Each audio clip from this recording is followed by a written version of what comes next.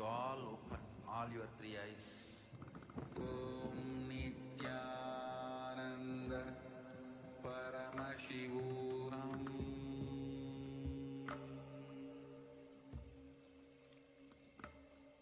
Om Nithyananda Paramashivam.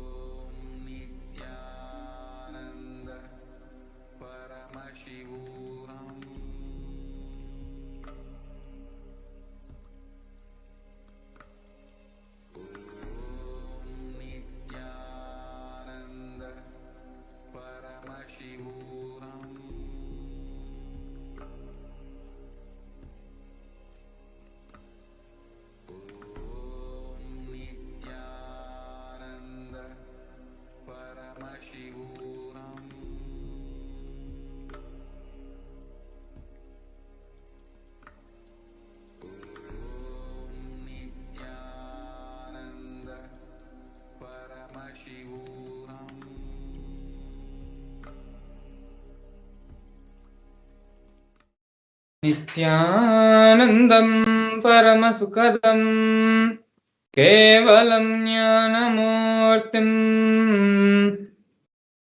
Dandvaditam Gagana Sadrisham Tattvamasyaadhilaksham Ekam Nityam Vimalamajalam Sarvadhi Sakshibhutam Bhavatam Trigunarhitam Sadgurum Tam.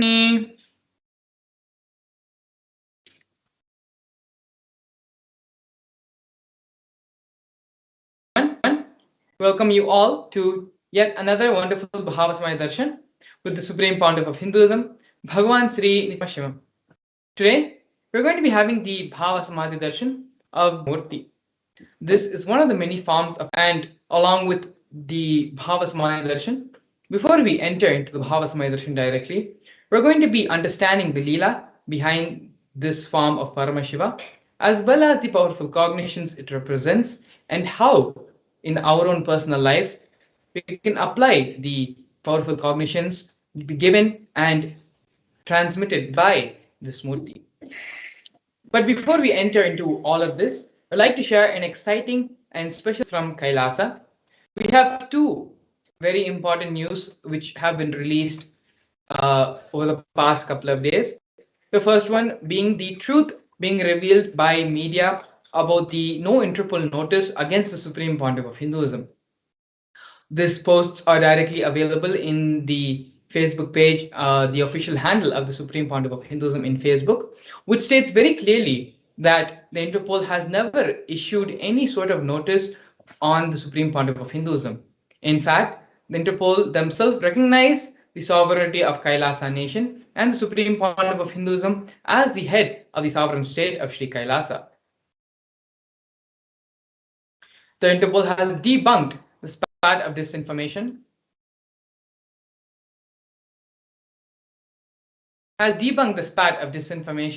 in media of any Interpol notice or diffusion against Bhagwan Sri Nithyananda Paramashivam in deference to the fact that he is the Supreme Pontiff of Hinduism and head of the state of the United States of Kailasa. The persecution of the Supreme Pontiff of Hinduism has been recognized by the United Nations, which we're going to be seeing next, international bodies, and multiple countries. After baseless rumors spread about Interpol notices being issued against the Supreme Pontiff of Hinduism, media like the News Minute have revealed the truth of the Interpol notice against the Supreme Pontiff of Hinduism, along with clear evidence of letters directly from Interpol on the same. So as you can see here, there is, if you can scroll down actually on the same Facebook post, you will see the references linking the Interpol, the official letters by Interpol, stating that the Supreme Pontiff of Hinduism has not received, has no notice has been put on the Supreme Hinduism, and that Interpol themselves identify and accept the Supreme Pontiff of Hinduism, recognize the Supreme Pontiff of Hinduism. And the next important news which we would like to share with all of you is United Nations recognizing the persecution on the Supreme Pontiff of Hinduism, on the Nithyananda Gurukul, and the persecution which has happened on Kailasa's children and women. A report on the special rapporteur on the sale and the sexual exploitation of children, including child prostitution, child pornography, and other child sexual abuse material for child victims and survivors of sale and sexual exploitation. The weaponization of sexual violence targeting women and children, especially of minority traditions, is part of a more pervasive and systematic campaign targeting certain indigenous spiritual traditions, minority communities, and the indigenous spiritual tradition currently targeted for extermination, deep state elements in the Hindu of original indigenous agricultural tribes, which is the AIAT community, led by the Supreme Pontiff of Hinduism, Bhagwan Sri Nithyananda Paramashivam. Kailasa's Nithyananda Gurukul, the traditional residential education system of AIAT, is one of the core components of the AIAT from a tender age to learn the 64 Vidyas, types of knowledge, in a unique method of knowledge transmission.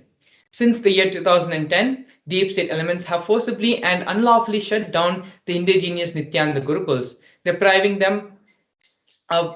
the AIAT children of their fundamental human rights and right to traditional education. Several terrorist attacks continued on the AIAT Gurukul schools and the children to destroy the indigenous education system, ironically, by the state bodies responsible for reparation. So if you actually scroll down on this post as well, you can see the direct links to all of these articles, or where the United Nations they themselves have recognized the persecution and have uploaded all these reports on their official website. So both of these links, both of these posts are available on the Supreme Pontiff of Hinduism's official Facebook channel. Both of these posts are featured on the page, so it will be right there at the top. So you can go and view for yourself, as well as all the references and the pictures, images referring to all the information being provided is also linked in this post. You can take a few minutes and you can actually go and look at these and read for yourself. And not only that, share this with the rest of the world. The United Nations, for the first time since the formation of the modern world, United Nations and other international bodies and institutions are now recognizing the Hindu persecution, which has been going on for so many thousands of years. So now with this, we're going to be entering into today's program, into the Bhava Samadhi Darshan of today. First, we're going to be learning about the grand narrative of Supreme Pontiff of Hinduism. Supreme Pontiff of Hinduism was born in the holy town of Tiruvannamalai in South India on January 3rd, 1978. At the tender age of 3, the Supreme Pontiff of Hinduism was initiated into the Bala Sannyas as a Bala Sannyasi by various enlightened masters and the predecessors of the Supreme Pontiff of Hinduism in the holy town of Tiruvannamalai. Not only that, but the Supreme Pontiff of Hinduism was identified as an incarnation by enlightened beings and masters such as Yogi Raj Yogananda Puri, Vidwan Panduranganar, as well as the 230th Guru Mahasannidhanam of the Tondai Mandala Adinam of the Kanchi Mutt. By the age of 16, the Supreme Pontiff of Hinduism was coronated to revive Kailasa, and the official induction as the successor of Arunachala Sarvanya Peetham has happened and was done to the Supreme Pontiff of Hinduism by his Guru Mataji Vibhudananda Puri, also lovingly called as Mataji Kuppammal. As you can see here in the photos, the Supreme Pontiff of Hinduism received the wooden staff, the Kamandalu water pot, and the conch, the traditional items which are handed over, passed down from Guru to disciple, along with the official induction as the successor into the lineage. You can see here the Supreme Pontiff of Hinduism standing with Mata Vibhudananda Puri, as well as the official photo of the Pattabhishekam, of the coronation ceremony happening to the Supreme Pontiff of Hinduism. Next, we can see here the early days in the mission of Kailasa. When the Supreme Pontiff of Hinduism was very young, with the guidance of his gurus, the Supreme built the temple monastery complex for his Mataji Vibhudananda Puri in Tiruvannamalai.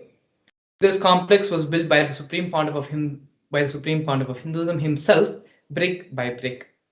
In the year 2001, on April 14th, at the age of 23, the Supreme Pontiff of Hinduism established the first Kailasa temple monastery complex in Tiruchendur, South India.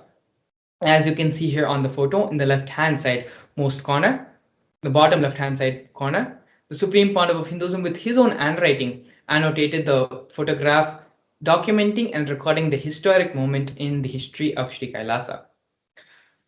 The year following that, in November 4, 2002, by the age of 24, the Supreme Pontiff of Hinduism established the headquarters Adi Kailasa Sarvanya Peetham in South India.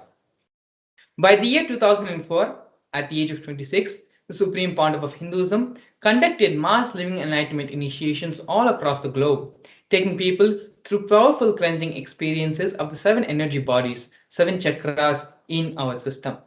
These programs happened in various cities all across the globe, including North America, Canada, and various parts of Europe as well.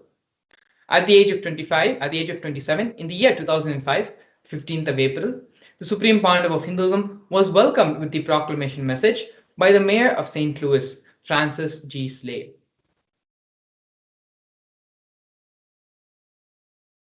Here we can see the Supreme Pontiff of Hinduism conducting the mass living enlightenment conventions in various parts of South India as well as all across the globe. We have here glimpses of the Supreme Pontiff of Hinduism giving the discourse on stress to de-stress in the Oklahoma Medical Baptist Center in the United States.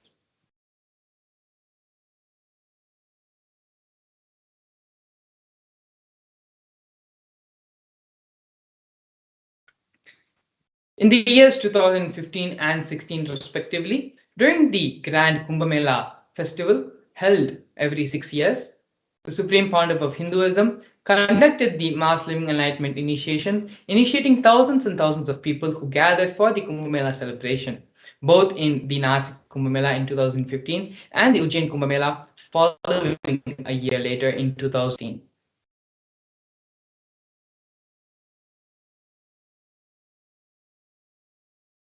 Here we can see the various coronations of the Supreme Pontiff of Hinduism. The first coronation happened to the Supreme Pontiff of Hinduism when the Supreme Pontiff of Hinduism was at the age of 10. Supreme Pontiff of Hinduism was coronated as the 233rd Guru Mahasannidhanam of Kanchi Kailas Sarvanya Peetham. In the years following, in the year 2004, the Supreme Pontiff of Hinduism was coronated as the incumbent emperor of the Suryavamshi Surangi Samrajya of the Suryavamsha lineage. In the following years, the Supreme Pontiff of Hinduism was also coronated as the present 23rd Guru Mahasannidhanam of Dharma Mukti Swarga Paramadina. In the year 2012, the Supreme Pontiff of Hinduism was coronated as the present 293rd Guru Mahasannidhanam of Kailas Sonata Shyamala Peetha Sarvanya Peetham. In the year 2013, the Supreme Pontiff of Hinduism was coronated as the present Mahamandaleshwar, which is the supreme spiritual head of Mahanirvani Akhada, which is the largest apex monastic order. In the years following, the Supreme Pontiff of Hinduism was coronated as the 1008th Acharya Mahamandaleshwar, which is the head of all spiritual leaders of the Atal Akhada, which is the ancient apex body of Hinduism. In the year 2015, the Supreme Pontiff of Hinduism was elected Supreme Pontiff of Hinduism by a congregation of over 1,000 Hindu leaders.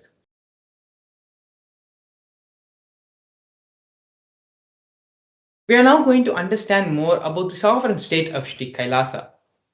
Kailasa is a macrocosmic, ancient Hindu enlightened civilizational nation whose vision is living enlightenment for all of humanity. Kailasa's mission is to revive and share with today's world the practical applications of the greater sciences of authentic Hinduism, including Hindu cosmic physics, Hindu alchemy, Hindu cosmology, Hindu biology, Hindu mathematics, the power manifestation science, and other sciences as revived by the Supreme Pontiff of Hinduism. These sciences were once practiced freely in over 56 nations across the continent, but are now facing extinction due to the persecution which has been spread over a millennium.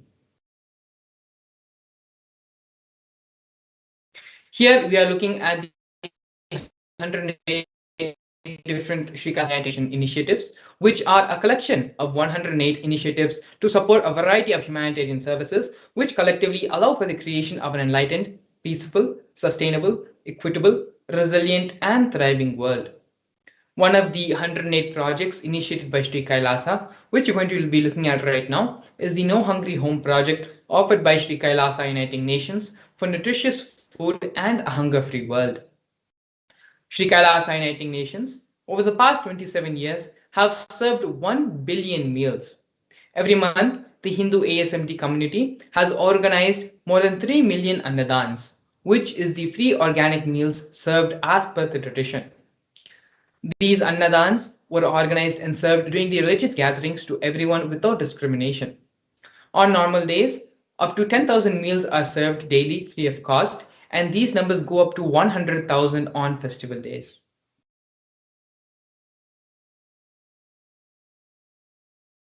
Here we can see Kailasa's protective and preventive COVID care centers offered by Sri Kailasa Uniting Nations for affordable healthcare and holistic living.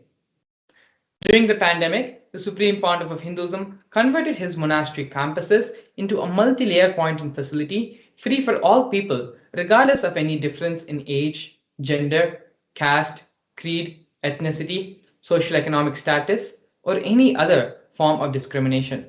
Not only that, but free food, shelter, medical services, and internet, all of these services were provided free of cost for an indefinite amount of time, as long as devotees continued and to stay there and be in the multi-layered quarantine facilities. More than 20 million citizens across the world of Kailasa followed the 28-day spiritual regimen given by the Supreme Pontiff of Hinduism. Here we can see Nithyananda Hindu University and the Nithyananda Gurukul offered by Sri Kailasa Uniting Nations for education reform and development. The Nithyananda Hindu University is the world's largest Hindu university established by the Supreme Pontiff of Hinduism. The Nithyananda Hindu University has more than 20 million enrollments, 7,000 free courses, extended campuses in 150 different countries. The Nithyananda Gurukul was inaugurated by the Supreme Pontiff of Hinduism on the 2nd of October 2006. The Nithyananda Gurukul is the revival of the ancient Adi Shaivite Guru-disciple education system, which is an authentic knowledge transmission system based on the science of living enlightenment.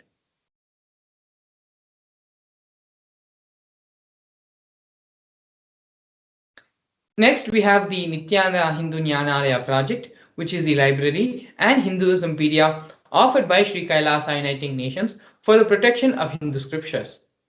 The Nithyananda Hindu Jnanalaya project was established by the Supreme Pontiff of Hinduism to collect 1 million Hindu scriptures, while ensuring that knowledge is made accessible and shared free of cost to all, collecting and preserving 1 million books on Hinduism.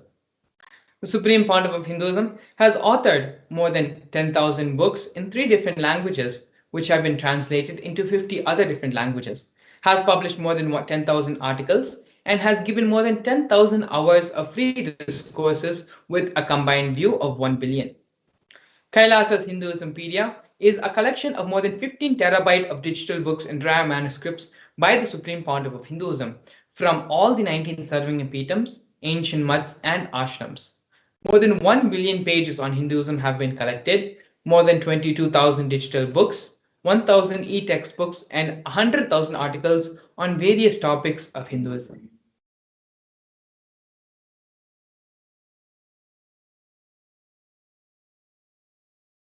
Here we can see the confluence for world peace offered by Sri Kailasa Uniting Nations for global peace and religious harmony. In the year 2009, the Supreme Pontiff of Hinduism organized a month-long peace walk covering 1,000 kilometers in 1,000 villages to bring together the space and feeling connection of oneness and to promote feeling connection among the people. During the walk, health camps were conducted along its path in various villages and other towns and rural areas which went through the peace walk. As you can see here, there are thousands and thousands of devotees going through the peace walk along with the Supreme Pontiff of Hinduism.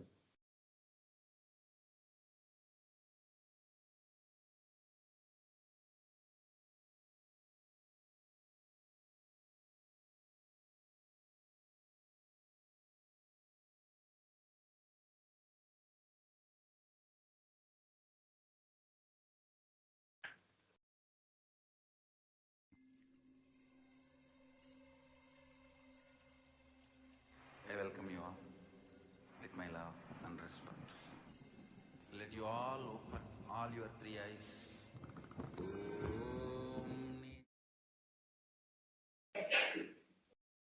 Yes, sorry for the technical glitch. The next Sri Kailasa Uniting Nations initiative, which we are looking at right now, is for feminine empowerment and gender equality. One of the many offerings and programs which the Supreme Pontiff of Hinduism has launched for the sake of feminine empowerment and gender equality is Kailasa's Yogini Sarvangapittam, which has established the yoga and meditation universities to empower the quality of life, an emphasis on through Vedas and Agamas, empowering the indigenous rural women, fighting against wrongful gender stereotyping, gender-based violence, and lack of inclusive and quality learning environments. Some of these initiatives includes the Kailasa's Nithyananda Lakshmi project, which is a microfinancing service, Kailasa's Women Foundation and Women Empowerment Self-Help Centers, which have been launched in 108 different places around the world since the year 2009. Kailasa's Ankito program, which is the providing a foundational literacy about the working of basic community services and infrastructural establishments. Kailasa's Ashraya program, providing vocational training programs to rural and indigenous women, provide equal opportunities and access to independent, self-sufficient financial environments to them. The Supreme Pontiff of Hinduism has revived the Vedic feminism in Kailasa, where more than 80% of the leadership positions are occupied by women in Kailasa.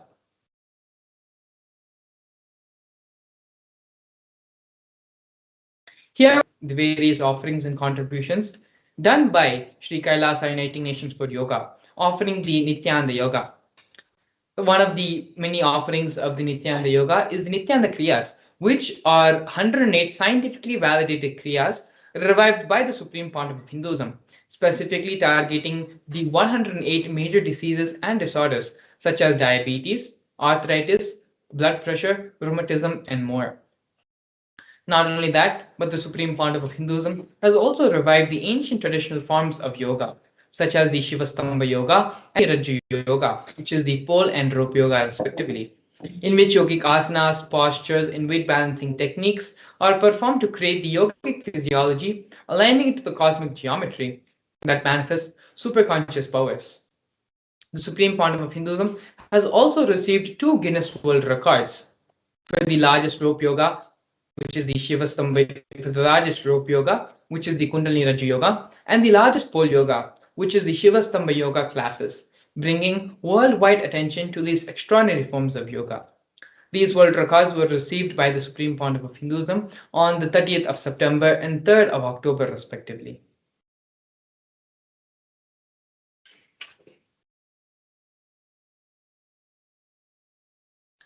Despite being heavily persecuted continuously for more than a decade, the Supreme Pontiff of Hinduism, in his unwavering intention, commitment, and action in building the only Hindu nation, the sovereign state of Sri Kailasa, to protect, revive, and preserve Hinduism, the most ancient, most peaceful, still living, and long-lasting demonstrable system that shows the possibility of peaceful coexistence amongst people.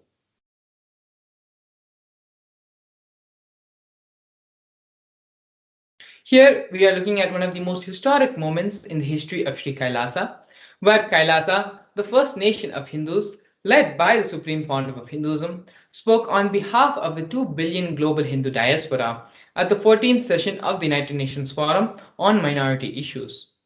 A significant milestone in the history of Hindus and the sovereign state of Sri Kailasa happened on the 2nd of December 2001. His Sri Nithyananda Priyananda, Ambassador Extraordinary and Plenipotentiary of Kailasa, represented the persecution of Hindus at the 14th section of the United Nations Forum on Minority Issues. The theme of the forum was conflict prevention and the protection of human rights of minorities. This was the first time the plight of persecuted Hindu minorities was represented in the United Nations. The ongoing and systematic generational attacks on Hindu indigenous traditions were highlighted as a part of this meeting.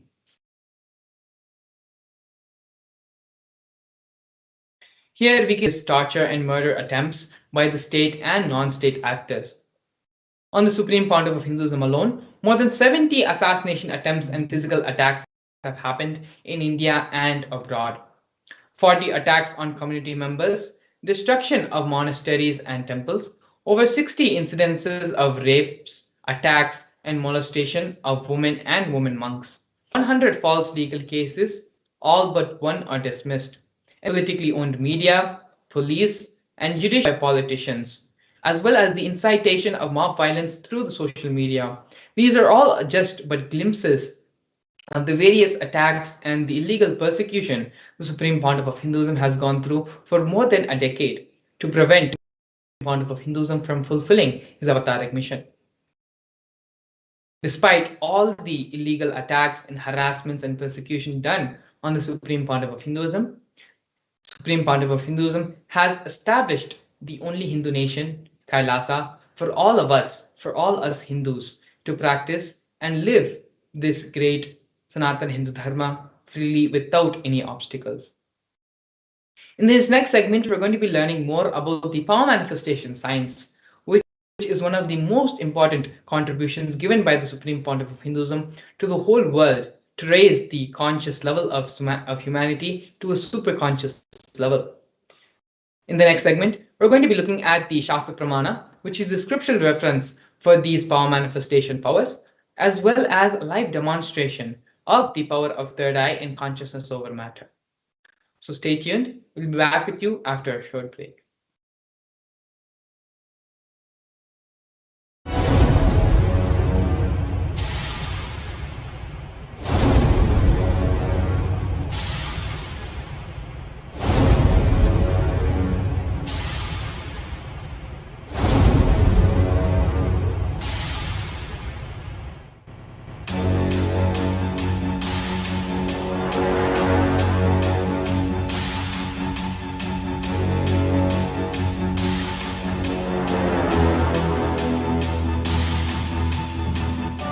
Understand, literally last 39 years from the age of 5, whatever Paramashivam manifested through teaching, speaking, writing, every way, condensing the whole thing and presenting it to you all as experientially in these 21 days through this Jnana Charya, Jnana Kriya, Jnana Yoga, Jnana Jnana is Mahaparamashivoham. Lifestyle for just Paramashivam. Rituals to be just Paramashiva. Yoga for just being Paramashiva. Jnana just Paramashiva. Paramashivoham is like literally the Nithyanandam, we welcome all the viewers watching us live on our social media platforms, and we are now going to enter into the beautiful session of understanding what is power manifestation and how power manifestation science can help us in various fields of our life, and how we are going to be manifesting Paramashiva in our life. So now we're going to have a short introduction before going into the demo, where we're going to be seeing various aspects of power manifestation, like how it is useful in our life, and what are the difference between the Shaktis and the Siddhis, and what is the science actually behind manifesting Shaktis. So, in the Vedagamas, the source scriptures of Hinduism, Paramashiva reveals in elaborate detail that every human is hardwired to manifest the 463 plus Shaktis of Paramashiva. Manifesting powers are described in an elaborate, systematic way in the Vedagamas to give humans the opportunity to access the various possibilities and powers and the other states of consciousness which are given in the Vedagamas. Manifesting Shaktis manifest from the fundamental cognition that you are Paramashiva, you are divinity, and not the cognition that you need to reach divinity.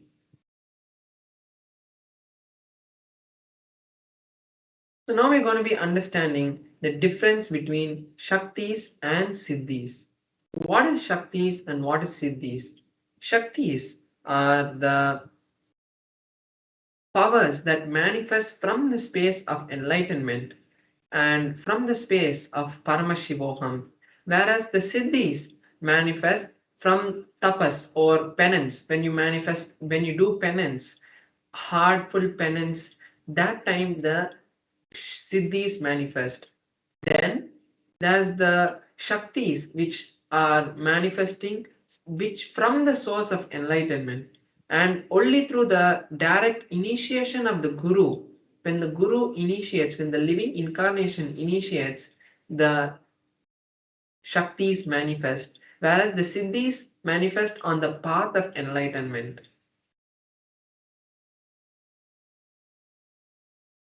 The Shaktis of Paramashiva are permanent, whereas the Siddhis are not permanent, they don't stay with you and they divert you from enlightenment. Now we are going to be seeing the various ways the powers are validated and foolproofed in the Vedagamas. So here we have four different methods, four different levels of verification that the powers go through, that this science has gone through for thousands of years now before being given to us. First is the Shastra Pramana. What Paramashiva has directly revealed in the Vedas and Agamas is the Shastra Pramana.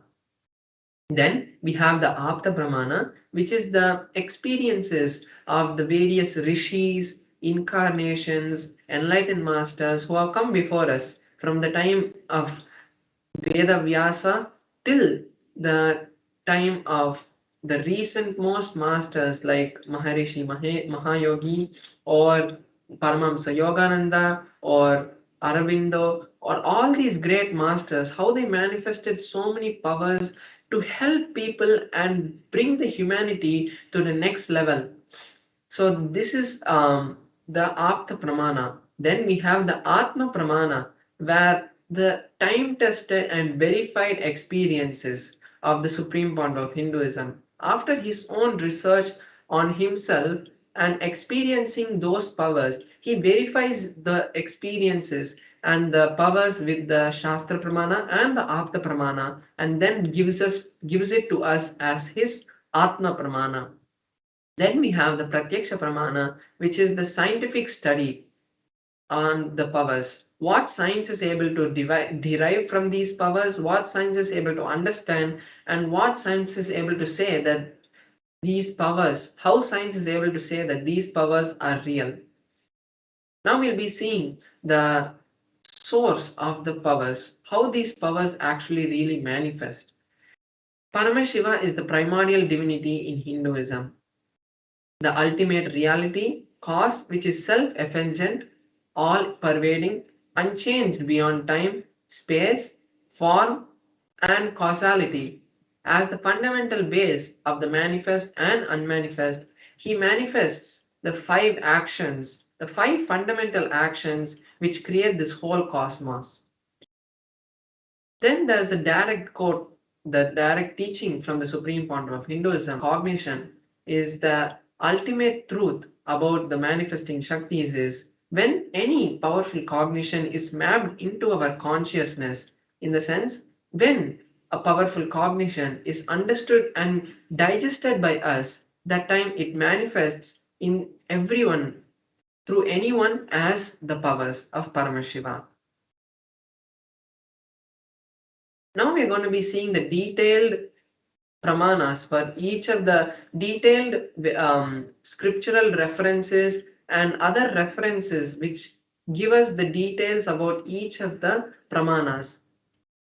So here we have the pramana for the power of third eye.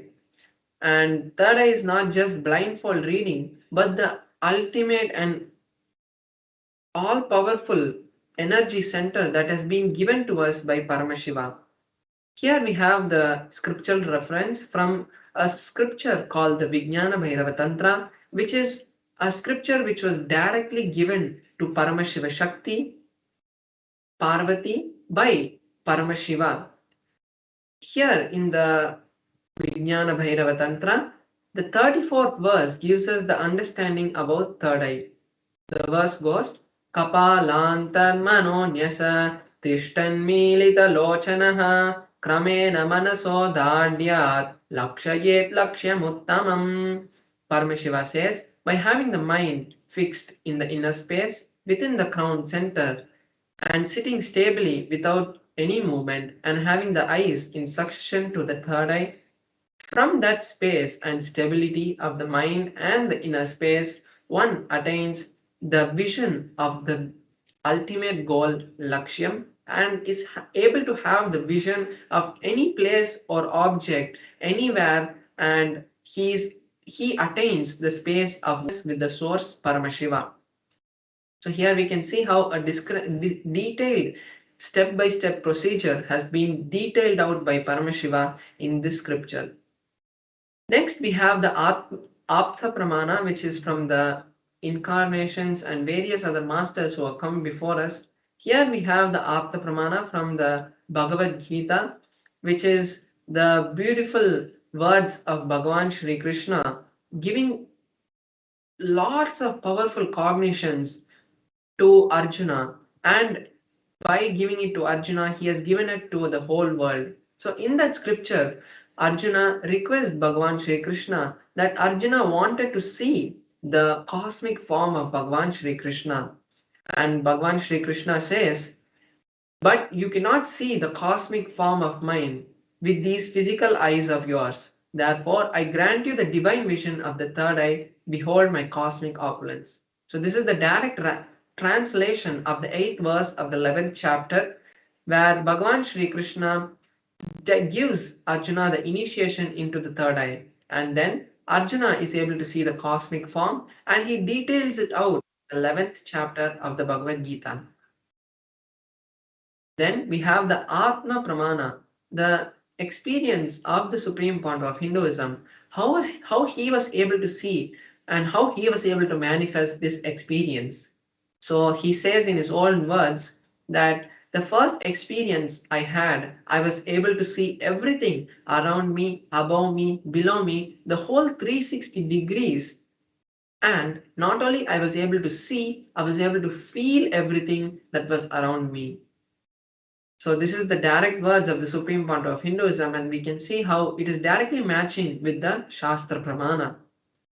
Now we have the Pratyaksha Pramana, which is the scientific study on the powers. What science has understood and discovered from this power manifestation. So they have done a direct study on the supreme point of Hinduism, and when they did that, they were able to see high amount of energy being radiated from the frontal lobe, in the middle of the frontal lobe, which is the point where the third eye is. And the same readings have been replicated by various balasans and yogis who have manifested the same power after the initiation of the supreme point of Hinduism. Now we are going to be seeing the pramana for a power that manifests from the space of the third eye, which is the power of consciousness over matter. So here we have the scriptural reference, which is from the Vijnana Bhairava Tantra, Sutra 120, Dharana 95. क्वचिद् वस्तुनि विन्यस्य शनैष्टिं निवर्तयेत् तज्ज्ञानं चित्तसहितं देवि शून्यालयो भवेत्. Bhagavan Paramashiva says, having one's eyes fixed on a particular object, one should slowly remove the gaze and the thoughts, the impressions, and any cognitions that he holds about that object.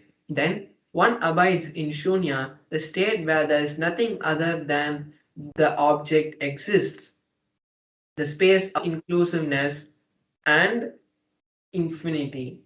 So that is the beautiful meaning of the verse from the Vijnana Bhairava Tantra, where Paramashiva gives us a detailed step-by-step procedure on how to manifest these powers. So now I'll be manifesting this power. I have my Atmalinga here, and we're going to be manifesting the power of consciousness over matter, where I will be making the Atmalinga to stand without any external force being applied on this Atmalinga. So it will be in a horizontal position, and we will see the beautiful darshan of the Atmalinga standing up and becoming vertical.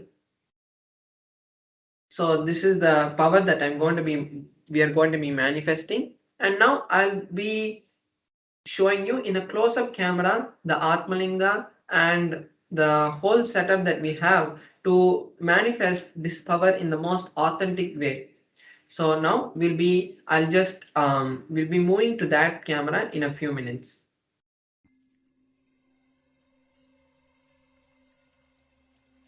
I welcome you all with my love and respect. Let you all open all your three eyes. Om Nithyananda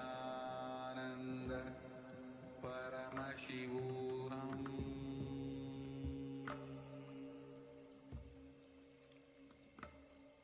Om Nithyananda Paramashivam.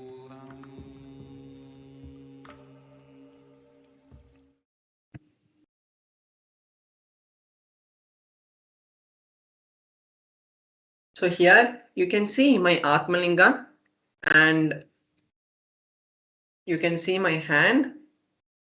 So here my hand is there, and then that's the Atmalinga, and I also have a tissue paper with me, and I'll be using that tissue paper to show even when the Atmalinga stands, there is no movement. So it's just a normal tissue paper. There's no ropes which are being tied to the Atmalinga. I'll be showing. So I'm just folding this like this, and when I place the Atmalinga on my hand and circle the Atmalinga, you can see that there is no movement which is happening in the Atmalinga except the shadow lightly. So that is showing the authenticity of this power. So I'm just going to keep this right here so that we can know that it is not due to anything external. So now I have the Atmalinga here, and I'm going to be chanting the Mahavakya, and when I do that, we will see the beautiful darshan of the Atmalinga standing. So now all of us can also join me, all the viewers on our social media platforms can also join me in this beautiful manifestation. You can also chant the Mahavakya along me, and this is the best time you can use to create any reality that you want, whether it is health, wealth, or relationships, or anything that you want in particular detail. Also, when we manifest powers directly, Paramashiva flows through us and creates that powerful ecosystem for any desire to manifest into reality. So now we can enter into the manifestation.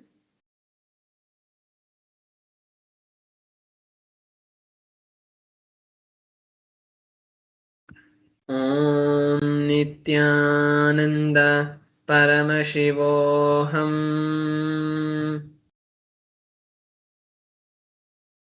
Om Nithyananda Paramashivoham. Om Nithyananda Paramashivoham. Om Nithyananda Paramashivoham. Om Nithyananda Paramashivoham. Om Nithyananda Paramashivoham. Om Nithyananda Paramashivoham.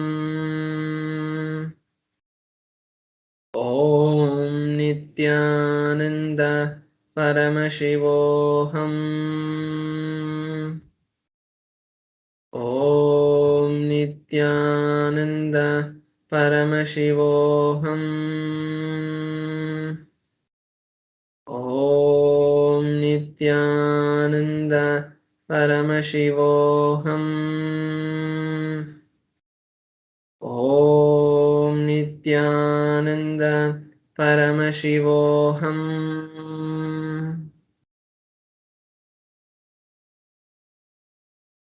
So now we have seen the beautiful Atmalinga moving.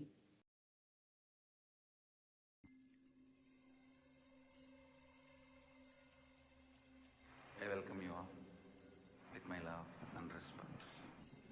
Let you all open all your three eyes. Om Nithyananda Paramashivam.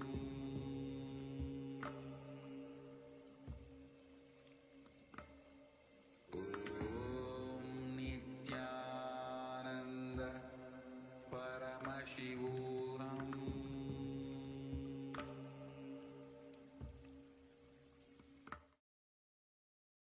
So now we have seen the Atmalinga move, and that is the direct manifestation of Paramashiva. When Paramashiva manifests through us, he manifests through these kind of Shaktis because he wants to show that to the humanity, and he wants to make us understand that he is really there, and it's not just some kind of mythological story of us thinking about some kind of God who's there somewhere. He is there right with us, and he is supporting us in every single way. When we allow him to manifest through us, automatically every desire that we want automatically manifests because it is him flowing through us.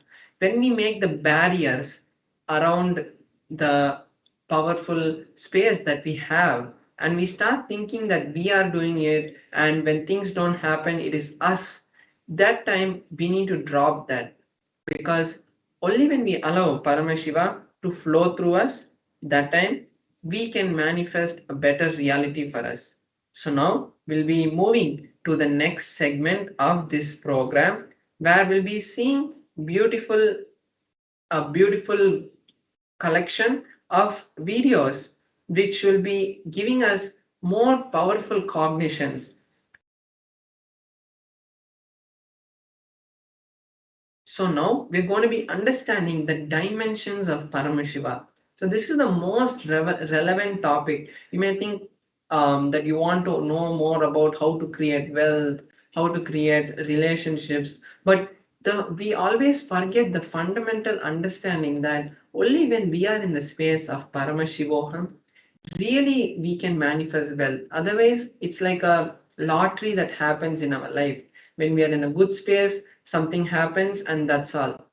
But only when we understand and learn to create a strong reality which can manifest the way we want, that time we can create a better future for us. So now we're going to be understanding the various dimensions of Paramashiva and how directly it can be useful and implemented in our life. So now let's all sit with our head, neck, and spine in a straight line. Most importantly, take notes of all these. Every day we are having these kind of sessions. Just a glimpse from the Paramashivoham program, which is happening in a very full-fledged way. But this is just a glimpse for all of you. So make sure that you take notes of all of these beautiful satsangs that have been grouped together, and it will become a powerful cognition bank which will serve of need. So make sure that you take notes of all of this. And now let us enter into the video.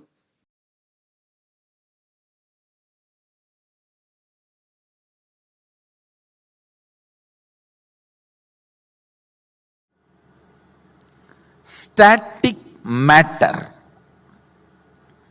All of you know what is static matter. This pillar, the seat on which you are sitting,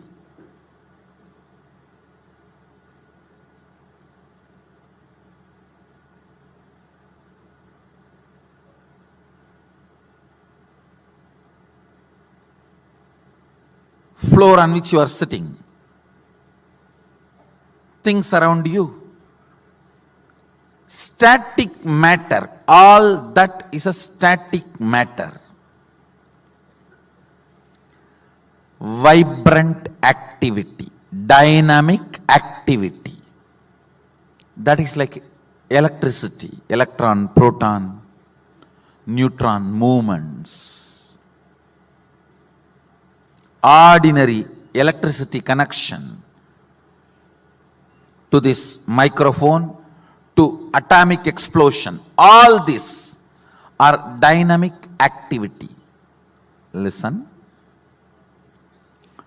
Static matter, dynamic activity, strategic existence. There is a part of you which exists not as a static matter, not as just dynamic activity, but as a strategist who can think, who can visualize, who can inspire, who can take decisions, who has choices, who is alive. That component of you is strategic existence. Listen. Static matter, jata. In Sanskrit it is called jata. Vibrant activity, dynamic activity. In Sanskrit we call it Shakti.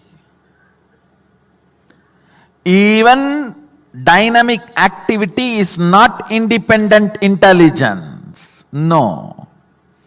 It has an intelligence. The electricity which comes in this microphone, if you mishandle it, it will shock you. It has no intelligence. Oh, Swamiji is my boss, I should not touch him. No.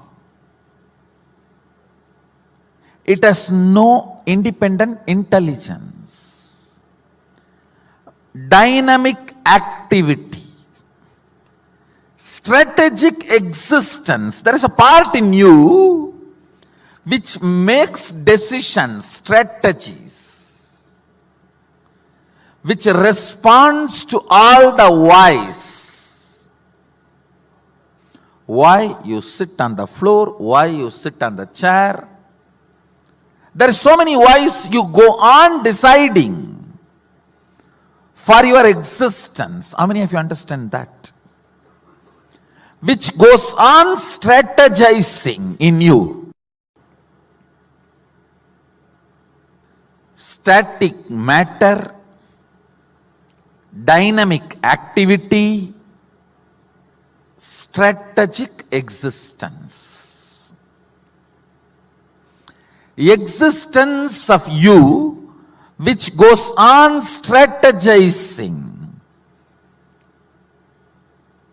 You go on strategize based on what you perceive as you.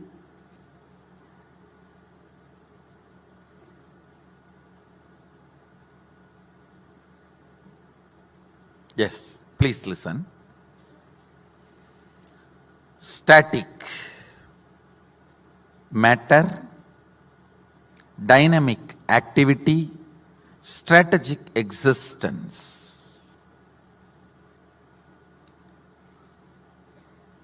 Usually all of you feel these three are different. Am I right?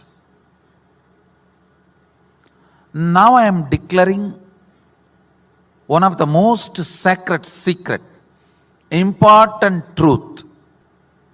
Static matter, dynamic activity, strategic existence. Jata, Shakti, Shivam. All these three are one and the same. There is no boundary, there is no border between these three. Listen.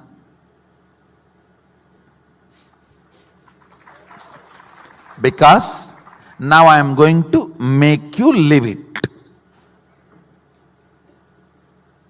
Understand, all power manifestation is just to confirm the highest cognitions have become part of your life.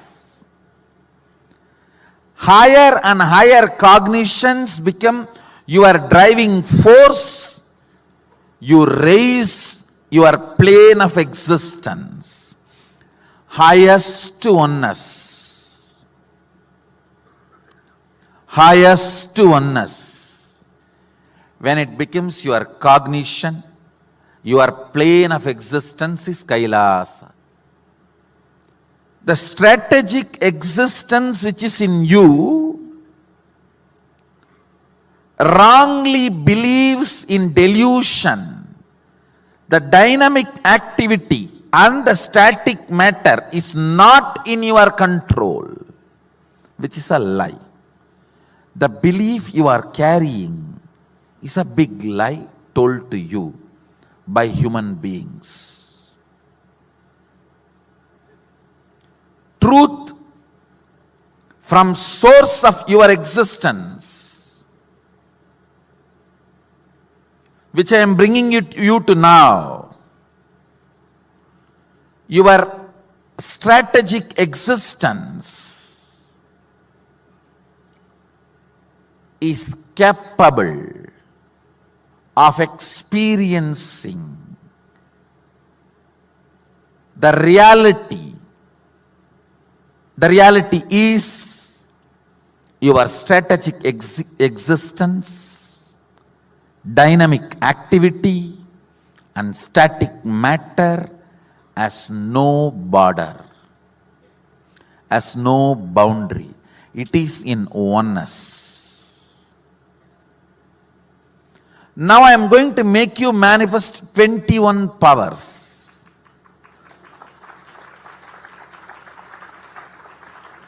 Just to make you understand the multi-dimensions of this truth. Listen.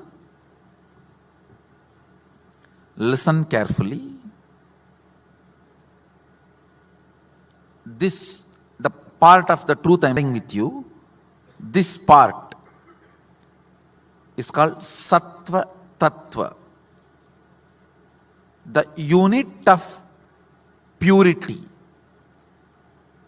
This is a chapter, Sattva Tattva. Mahadeva reveals in Agama. Let me repeat once more. Static matter, dynamic activity, strategic existence has no boundary. So if your strategic existence decides something, declares something, dynamic activity and static matter obeys literally, simply. Next statement. You do not need to spend your whole life logically to come to this conclusion. If you decide, Swamiji has come to that conclusion, he will teach me only right thing. Let me declare, this is my cognition, and that declaration is enough for me to help you to manifest the powers related to this truth. When you start manifesting powers, you will understand it is not just Swamiji's conclusion, it is now your own conclusion.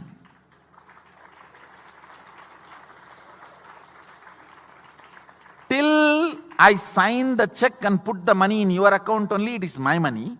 Once I put it in your account, it is your money now. Same way, till it is my conclusion and not yours only, you need to depend on my cognition. Once you start manifesting powers and understanding, now it is your cognition. Now it is your conclusion. Now it is your way of existence. How many of you are understanding? That's all. This part of the Agama is called Sattva.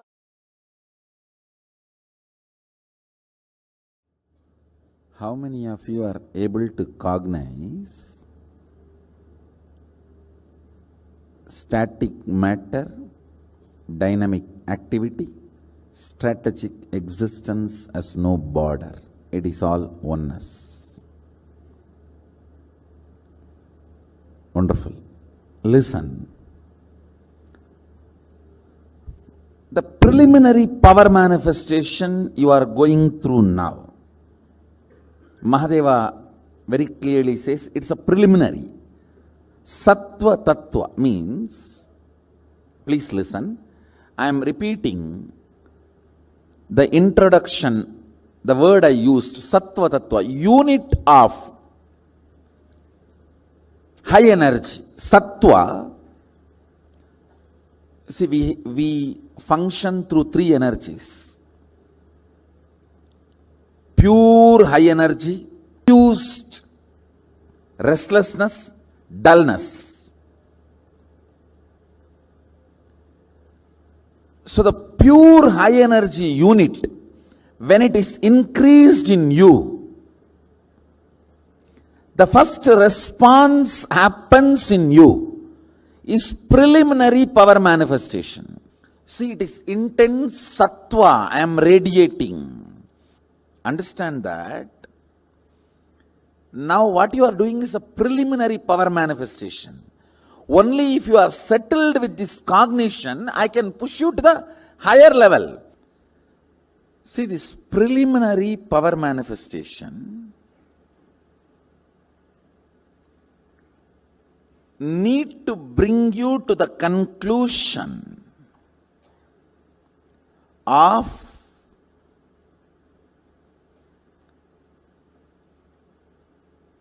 static matter, dynamic activity. See, static matter means a small stone in your kidney to the Everest mountain. Everything is static matter. Dynamic activity, water flowing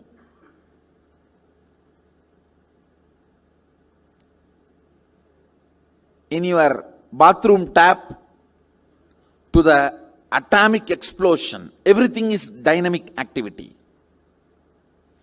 Strategic existence, your ability to generate a will is what I call strategic existence. Your existence which goes on strategizing. How many of you are understanding all these three? See, listen. This three is separate, is the ignorance. Even the modern day science is trying to catch up with this truth. Science is the most fanatic religion promoted on the planet Earth. Ignorant, fanatic religion promoted on the planet Earth is science, modern day science. Again and again and again, when you decide to cognize,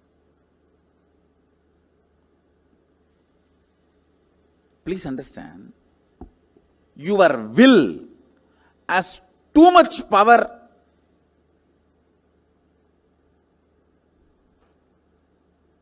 beyond your expectation. Just put the will on this cognition. With all my will, I strategically declare dynamic activity, static matter is my extension. There is no boundary. I can do what I want with it. I am the ultimate over both. Understand?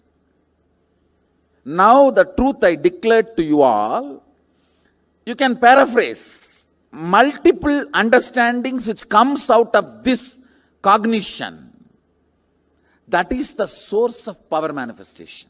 This is the logic of power manifestation. All of you understand? So the essence of this session, static matter, dynamic activity, is one and the same. My strategic existence has power over everything. It may be repetitive, but please put this again as a status. This as your status. This is your state. This is your real status. Understand, your faith, your belief, everything is shallow. Everything is shallow. I am not at all asking your faith or belief.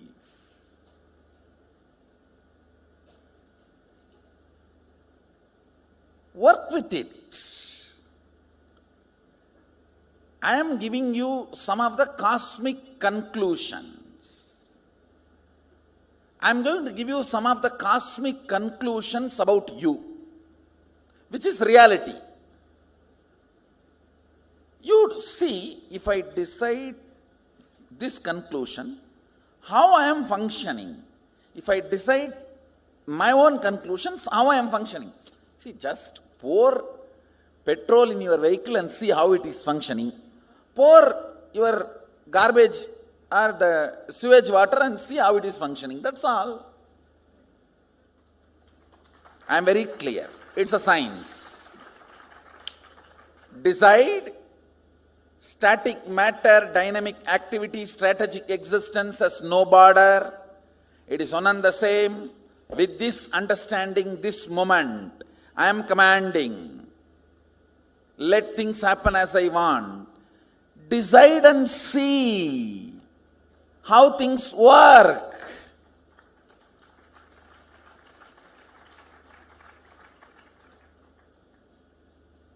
Power manifestation is nothing but I am giving you 21 types of way to taste the sugar. I have given you full pot full of honey. You can put your hand, right hand and lick, or left hand and lick, or pour on your mouth and drink. These are 21 methods to taste the honey. That cognition, highest cognition. Power manifestation is just to taste that honey. To come to that conclusion.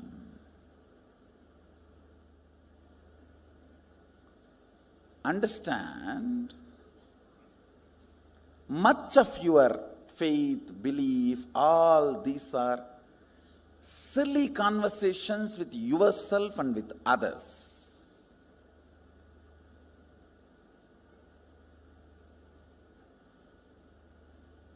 I neither believe your faith. I don't believe your belief.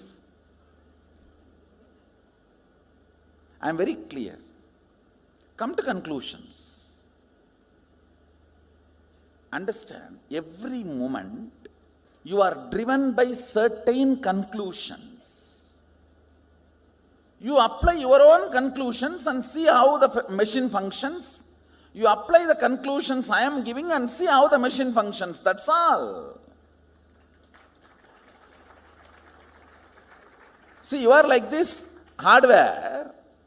What kind of a software you download, that decides the quality of you. You can download, the software decides the quality. And it is going to perform. Same way, you can have your own software, I have no problem. You can try.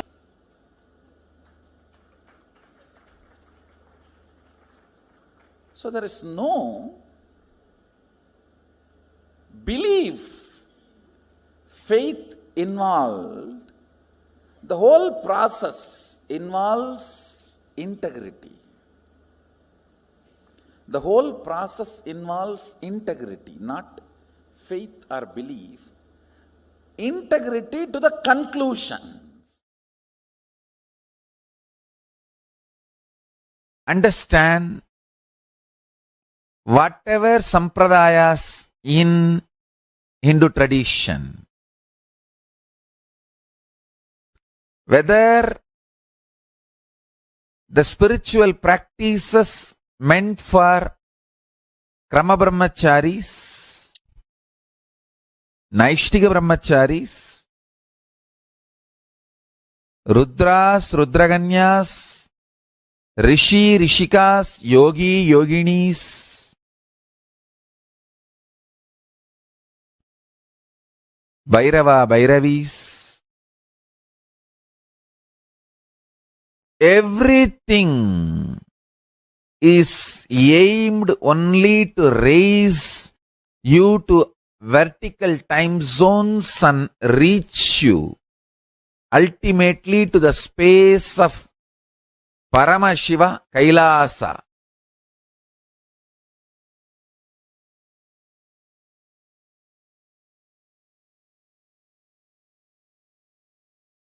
It may look as simple as applying sacred ash on your forehead, or as difficult as you think practicing absolute asteya aparigraha, non-stealing and non-possessiveness, living with minimal things and brahmacharya and satya, absolute integrity. All these great vows.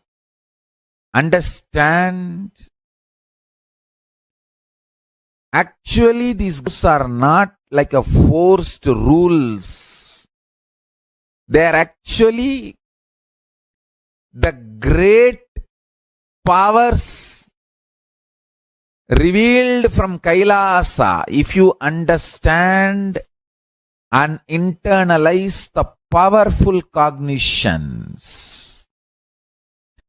For example, one of the greatest truth from Kailasa is static matter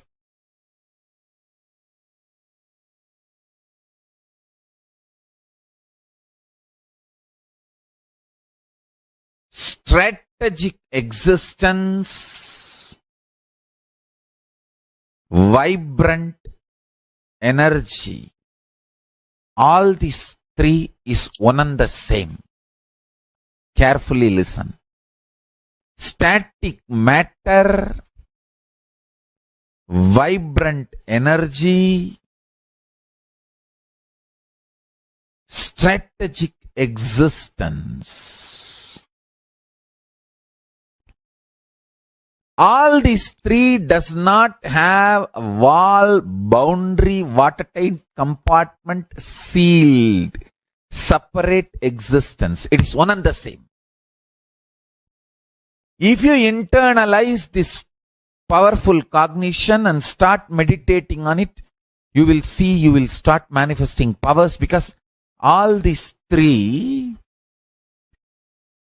is separate because of your false cognition, false belief. Once you lift the false belief, it is like a bamboo floating in the Ganga. If you are looking short, small part of the Ganga, like if you take a close-up shot, it will look like Ganga is divided by the bamboo. If you go for a long shot, you will realize Ganga can never be divided by the bamboo.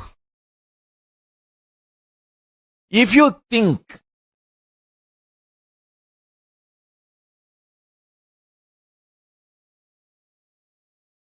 static matter, vibrant energy, strategic existence is separate. You are like a blinded person who has a small vision. You are seeing the existence with a close-up. You don't have a larger vision. You are looking at the Ganga in a close-up view. You feel Ganga is divided by bamboo. If you wake up and see the long shot, you will understand bamboo itself is floating on the Ganga. How can that divide Ganga? Waking up to that higher realizations is what I call powerful cognitions. Internalizing powerful cognitions. Static matter, vibrant energy, strategic existence is not separated, divided by any bamboo. If you feel static matter, vibrant energy, strategic existence is divided, you are deluded, you are seeing the bamboos floating, and you feel the bamboos are dividing the Ganga. No. Wake up and see from the larger vision. You will understand all the three are one and the same. Static matter, vibrant energy, strategic existence is one and the same, and the bamboos are floating on the Ganga. They can never divide Ganga. Your beliefs and ideas are floating on this Paramashiva. They can never divide Paramashiva. Waking up to the higher reality is what I call internalizing powerful cognition. I'll just finish the whole thing in 2-3 statements. You are a hardware, this body. And thus there is a software, the programming, which operates this body. There is an electricity connection. Now, the software with which you were operating and the electricity, these two is completely screwed up. That is when the hardware also started getting destroyed. I am doing two things. One, again and again putting the powerful software. See, every powerful cognition I am giving you. When I say this static matter, dynamic activity, strategic existence is one and the same. And immediately, till you get into your old stupid screwed software, you will not have doubt. For a few minutes, because of my face value, I think this fellow must be telling only for my good. Some reason, it will be there as alive memory. Those few minutes when you decide to use that as your software, my superconsciousness, my electricity connects with you. not the regular electricity with which you are working, bioenergy. No, Sadashiva's bioenergy, who gave me the experience and authority to transmit this experience, his bioenergy just enters into you. Once you start seeing that moving, you will feel, oh God, I think this fellow is right. Once 21 times you move, then this software cannot be taken out of your software. How many of you are understanding what I am saying? Understand? That's all is the whole.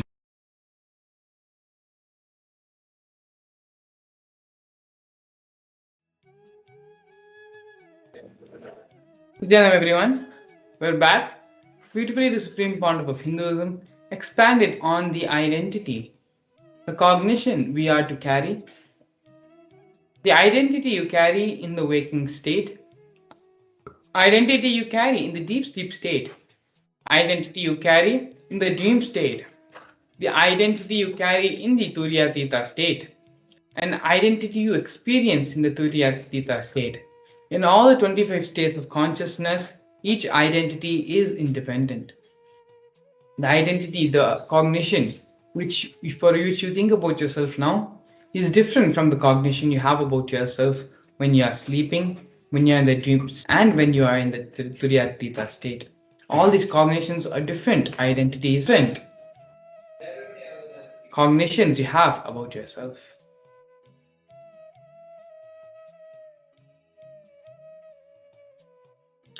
Let us now pen down what are the various cognitions, identities which we carry in each of the four states of consciousness.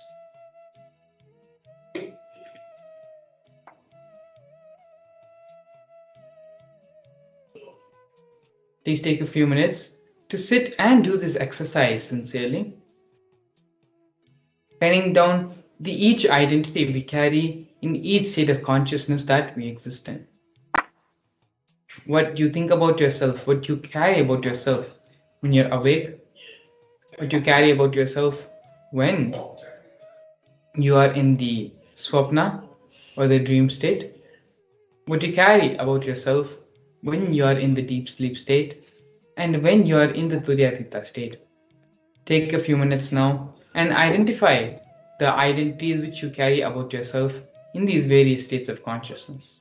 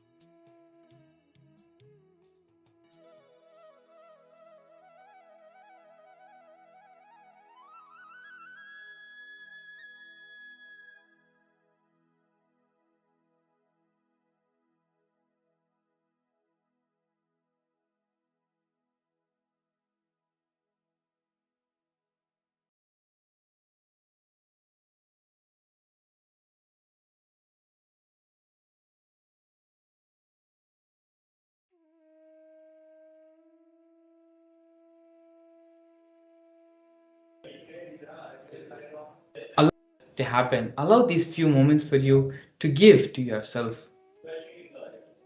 It is through these internalization exercise, through these various different powerful cognitions, the Supreme Pontiff of Hinduism helps us to raise to his conscious level, to vibrate in the same frequency his mirror neurons are vibrating. During the Bhava Samadhi Darshan, the Supreme Pontiff of Hinduism mirrors the neurons of the highest states of consciousness, of the highest states of reality.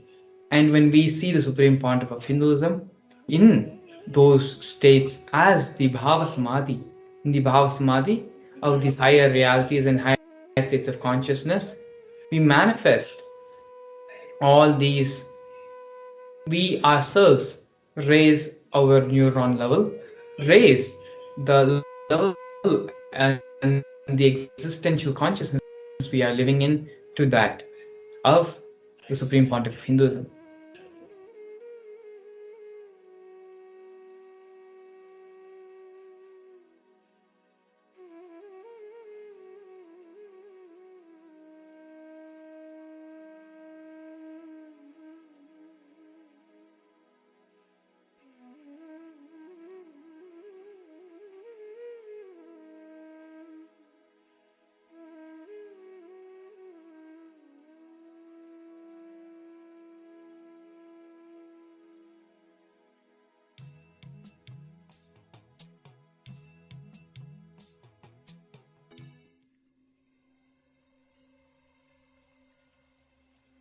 I welcome you all with my love and response. Let you all open all your three eyes. Om Nithyananda Paramashivam.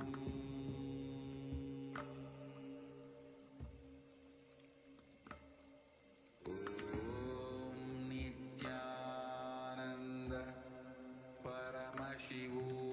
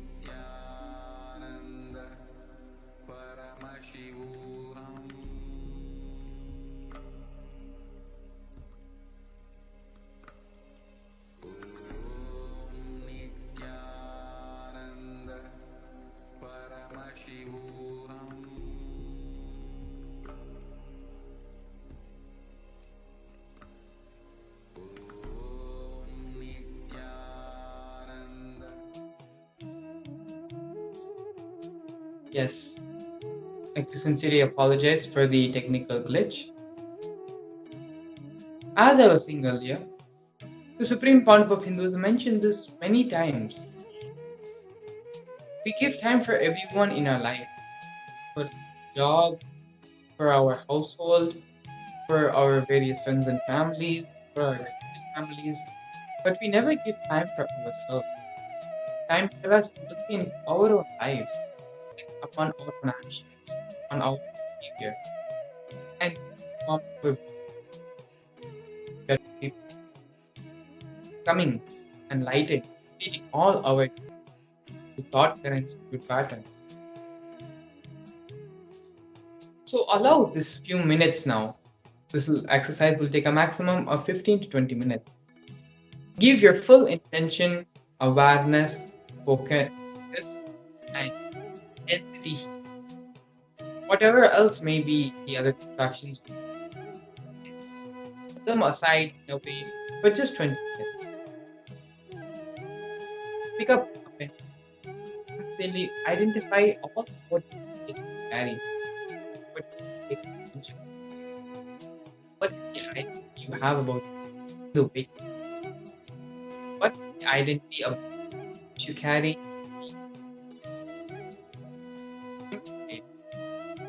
What is the identity you carry up in the deep state?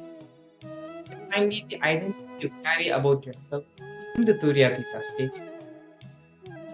Then down all the different identities you carry in these various states. Once you have finished that, we can move into step.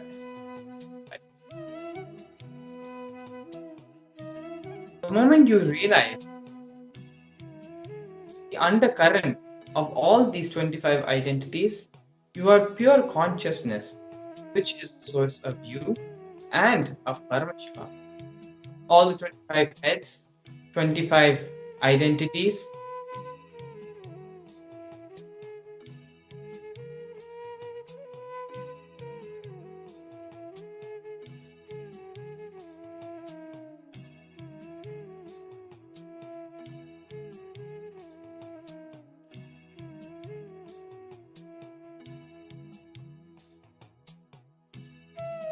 all the 25 heads, all the 25 identities gets integrated. That is why Paramashiva is also always described with 25 heads, means he who has realized his 25 identities is in oneness with the source consciousness, pure Paramashiva, ultimate. As long as your identities play separate game without getting integrated to the source, you continue to remain in suffering.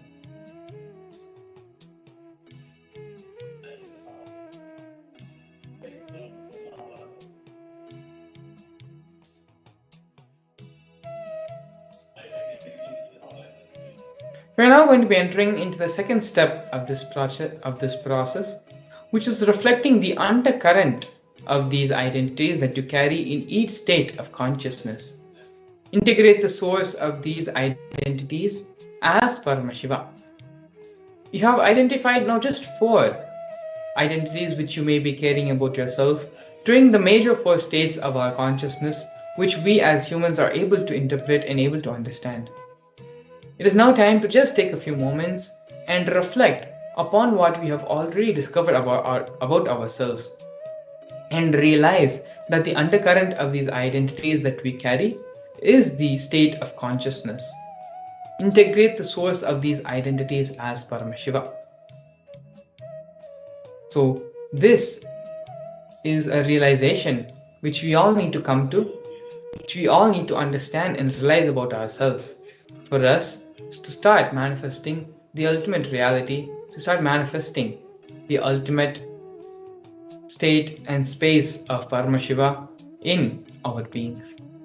So now, please take a few moments and reflect the undercurrent of all these identities as you carry in each state of consciousness.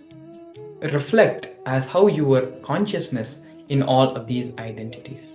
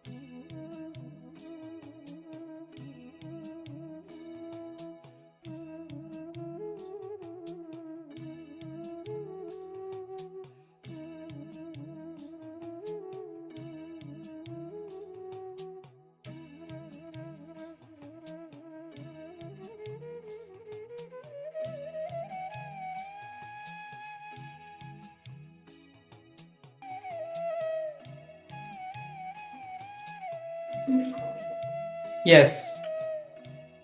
By now, the conscious decision and the conscious reflection should have happened where you understood and come to the realization space in any reality, in any dimension of yourself, however different you may cognize it to be different from another dimension of yourself in another reality, another space of you, the underlying thought current is the superconscious energy.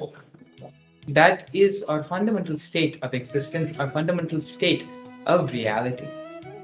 And Supreme Founder of Hinduism is awakening our superconscious energy to vibrate in the same frequency of his own, and that is the state of Paramashivatva. The Paramashivam program, starting on February 9th and ranging till ending on February 28th, the whole purpose of this program is to help you realize your Paramashivatva, help you realize that you and Paramashiva are nothing but one and the same. You and Swamiji are nothing but one and the same. It is to give this understanding, this experience to all of you. Swamiji is conducting this program time and time again. All the exercises, all the understandings, all the satsangs we are watching are nothing more than giving our mind, giving us the intellectual understanding, cognition, and realization about these greater and higher truths. It is only in the Paramashivam program where all these higher existential truths will become our existential reality, will become our personal experience. And so that is why again and again we continuously reiterate that there is nothing like the Paramashivam program. There is nothing else which can give you that same experience. Actually, if you go to YouTube and if you just go through the various testimonies given by devotees who have attended the Paramashivam program, you will see the immense transformation which can be given, which the Supreme Founder of Hinduism gives to each and every one on a personal level. All the powerful cognitions, all the ideas which you are hearing now through these various satsangs and through these various exercises which you are internalizing and understanding, all of these becomes your experience during the program. Supreme Founder of Hinduism, over the span of 21 days, attends to each and every part of your life, attends to each and every aspect of your life, and ensures that completion is the only thing which is the driving force of your life. The completion is from this space of completion, all the decisions which your life will be taken, and everything you do out of completion can actually reflect and make the whole life around you so blissful and complete. And so without further ado, the Paramashivam registration link will be projected below us, and as well as the QR code, where you can directly scan the QR code which will lead you and you can register for the Paramashivam program. Over the past couple of weeks, we have gone through and seen many different forms of Paramashiva, the different Leelas Paramashiva has assumed, as well as the Bhava Samadhi Darshans, which the Supreme Founder of Hinduism gives in the form of these various different Leelas. All of these are nothing but different ways, methods, and techniques to raise your consciousness for you to realize ultimately that you are Paramashiva, you are Swamiji, you and him are one and the same. The whole fundamental cognition, the whole fundamental purpose of Hinduism is to make you understand, for you to have the experience that you and the divine are same. Today, throughout the session, we learned many things about the powerful cognitions, about the power manifestation science, and about this space's existential reality of Paramashiva. In the further segments leading up to the ultimate darshan of the Supreme Founder of Hinduism, as the Chandrasekhara Murthy, we are going to be seeing the next segment of this program, which is causing your reality for you to manifest all the different dimensions and aspects of your life.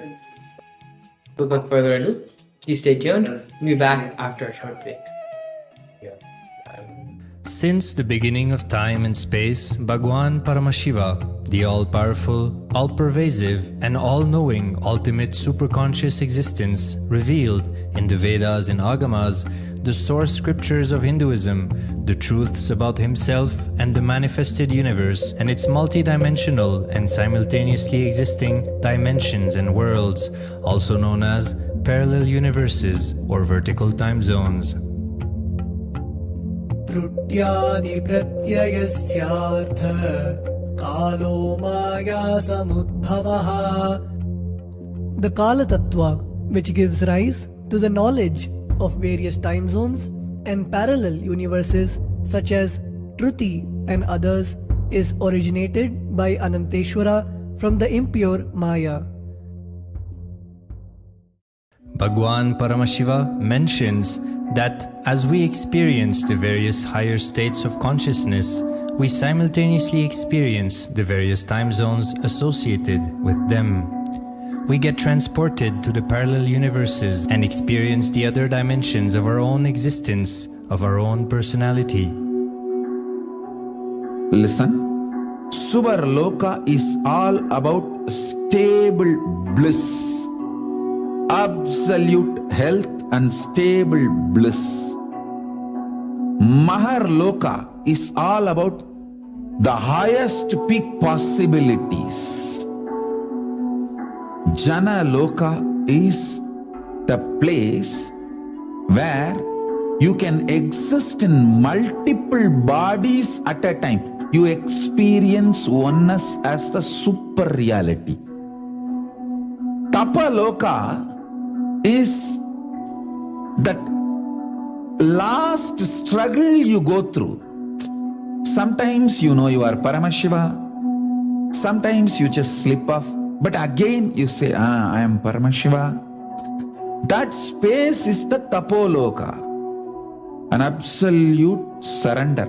Whether I am remembering, I am manifesting Paramashivatva, or I am deluded, I surrender both to Paramashiva. When you take that decision, you are lifted to Brahmaloka. You move to the Brahma. Deep surrender lifts you to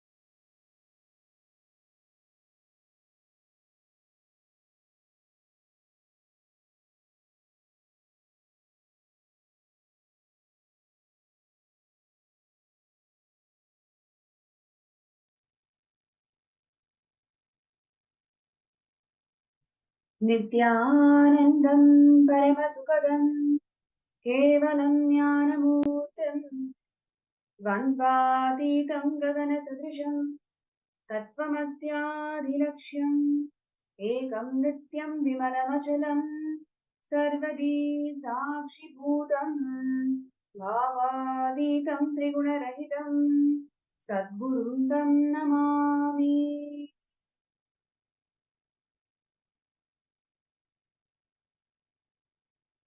Nithyanandam. I welcome all the participants and the viewers in all of the social media platforms joining us from 175 countries to this most blissful, most divine, the Bhava Samadhi Darshan of the Vaidyeshwara, the supreme pontiff of Hinduism, Bhagavan Nithyananda Paramashivam, manifesting the various 64 manifestations of Paramashiva. I'm sure all the viewers and participants are having an amazing time just receiving these darshans, the most extraordinary experience where we can mirror the superconsciousness in our inner space. And these blissful darshans manifested through the Swamiji is one amongst the many precious gifts that Swamiji has given to the whole world. And as we are getting ready to receive the darshan, this segment is going to focus on one such precious gift that Swamiji has given to this world, which is Sarvanyapita. As the scripture beautifully goes by sharing that whenever there is a decline in dharma, whenever there is a decline, whenever there is a persecution that is happening to one of the three wings of Hinduism, whether it is in terms of the infrastructure, Hindu infrastructure, which is the temples, or it is in terms of language, Sanskrit or Tamil, or it is in the form of scriptures. When any of these three pillars undergo persecution, the very embodiment of cosmos, Paramashiva, descends in the human form. Today, we have Paramashiva descended in the human form as the 1008th incarnation of the Supreme Pontiff of Hinduism, Swamiji, to revive the Hinduism back to its original glory.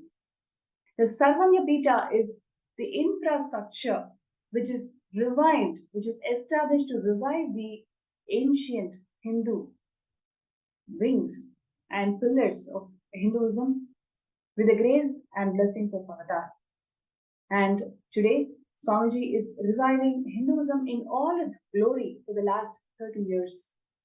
In every Hinduism, Swamiji has revived, made it user-friendly, and providing Hinduism as the solution for all the global problems today. Hinduism is provided as the solution for all the global problems today by Swamiji. Today, Kailasa stands as the first nation for Hindus and an exemplary nation to the whole world, which has solution for every single global problem. Sarvanyapita consolidates all the Hindu solutions, consolidates all the available scriptures into meaningful Hindu solutions and presents it to the world. And this segment, we are going to see one of the most important contributions of Swamiji, which is to revive and preserve the Hindu scriptures, the very embodiment of Vedamata, the source of Paramashiva's vision for the whole of the humanity, how Swamiji has revived, how Swamiji has preserved and revived and made it user-friendly to one and all. This segment is all going to be about that. And in this segment, we are also going to have two amazing speakers who are going to share their journey with Swamiji and how Swamiji has empowered their lives and what and why Sarvanyapita is so important to them. So with no further delay, let's get ready for the session. And I also would like to request all the viewers and participants to keep this session as interactive as possible. We're also going to be having the third eye scan for every single person who wants to manifest Sarvanyapita. And throughout the session, if you have any queries or questions, or if you feel something needs to be called out, please feel free to post them in the chat and also in the MPSM group. The QR code is being flashed on the screen, so you can take a few moments to scan the QR code and post your comments and feedback on the screen. So with no further delay, let's start the session.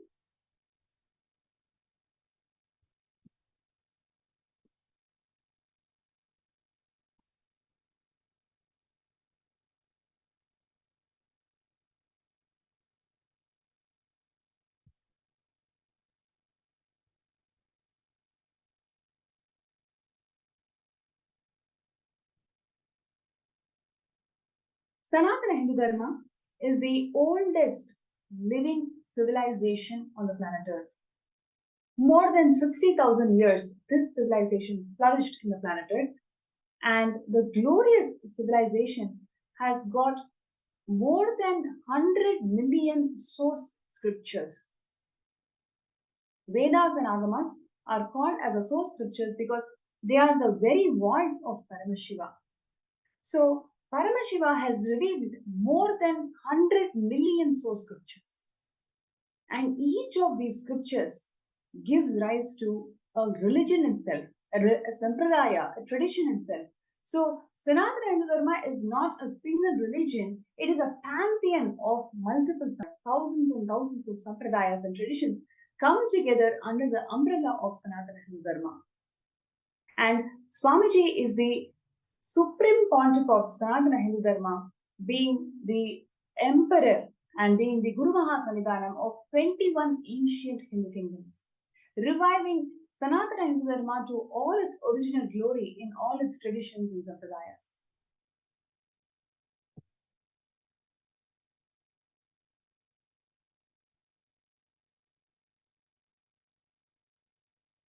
And what we are seeing here is a beautiful classification of the Hindu scriptures. I would like to really call out that this is one of the most important contributions of Swamiji, because there is not a single place in this world where you can see the Hindu scriptures being classified. Always, if you go to any library, it is always Hindu books. It is never classified into certain segments. This is the most important contribution of Swamiji, because he, as an avatar, is able to conceive the whole volume of source scriptures. The very important contribution of Swamiji in this field is classification of Hindu scriptures. So what you're seeing here is the broad classification that Swamiji has given.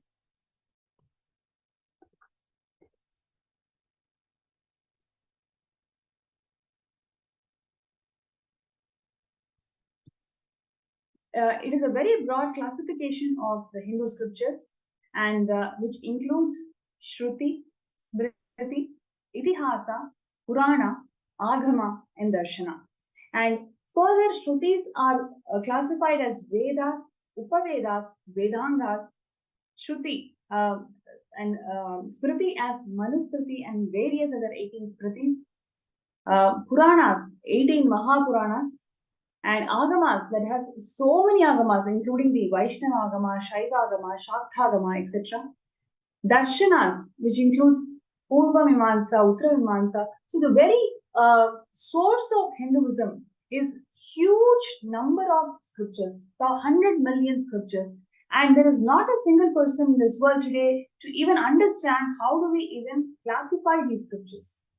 Swamiji is the first person to give this broad understanding of how our scriptures are laid out and what is the very classification of all of the scriptures.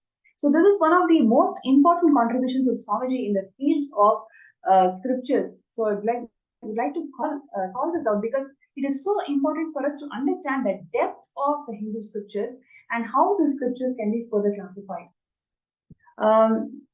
If you take Vedas, there are about 10,600 verses. Agamas, 28 main Agamas are there. 202 Upagamas are there. And just in Kamika Agama, if you take, for example, 100 crores and crores of verses are there. So what we have today, it is 0.1% of the entire Kamika Agama. Kamika Agama lays out the whole Paddhati of enlightened lifestyle. And Paramashiva has actually revealed crores and crores of verses, but what we have today is definitely 0.1% of what Paramashiva has revealed. So, and there are about 18 Mahapuranas, Upapuranas, and in each of these Puranas, there are more than lakhs and lakhs of verses. So, we have now seen the huge wealth, intellectual wealth that Hinduism has got. So much Paramashiva as manuals for enlightened living style. Now, where did all of this go?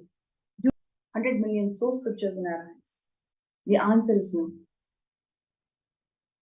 Once upon a time, all of this 100 million source scriptures used to be housed in 13,000 Hindu universities.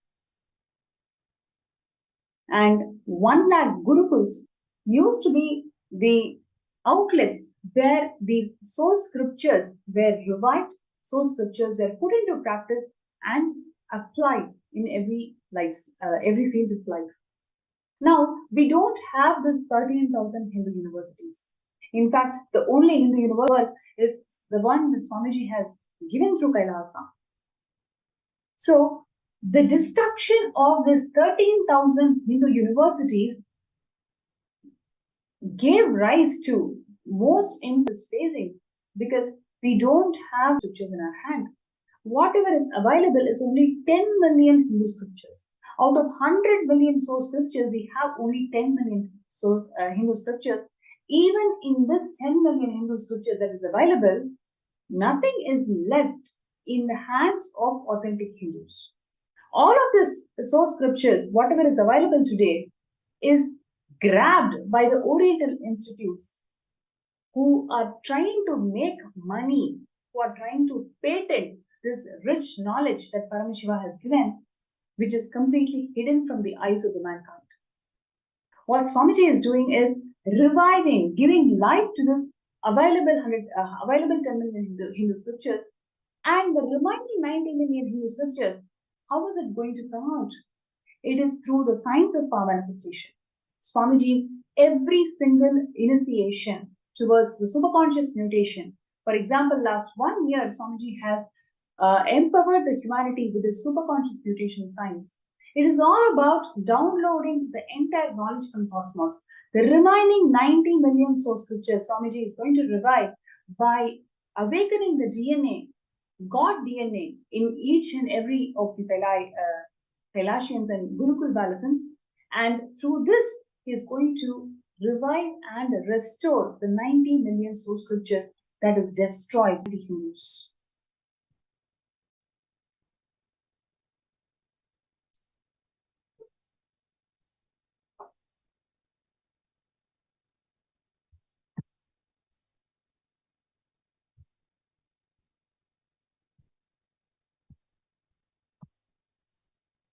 So, burning of Hindu libraries has been a customary practice for all the anti-Hindus because the most ancient Nalanda Hindu University was completely burnt. In fact, the burning happened for more than 6 months. Same way, the Jaffna Hindu Library was completely burnt, which gave rise to a civil war in Sri Lanka.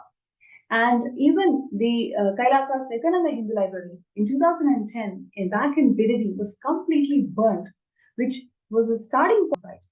So every time you want to destroy a community, every time you want to destroy a flourishing Hindu civilization, anti-Hindu elements use burning of libraries as one of the important tools to destroy the intellectual wealth that they all carry.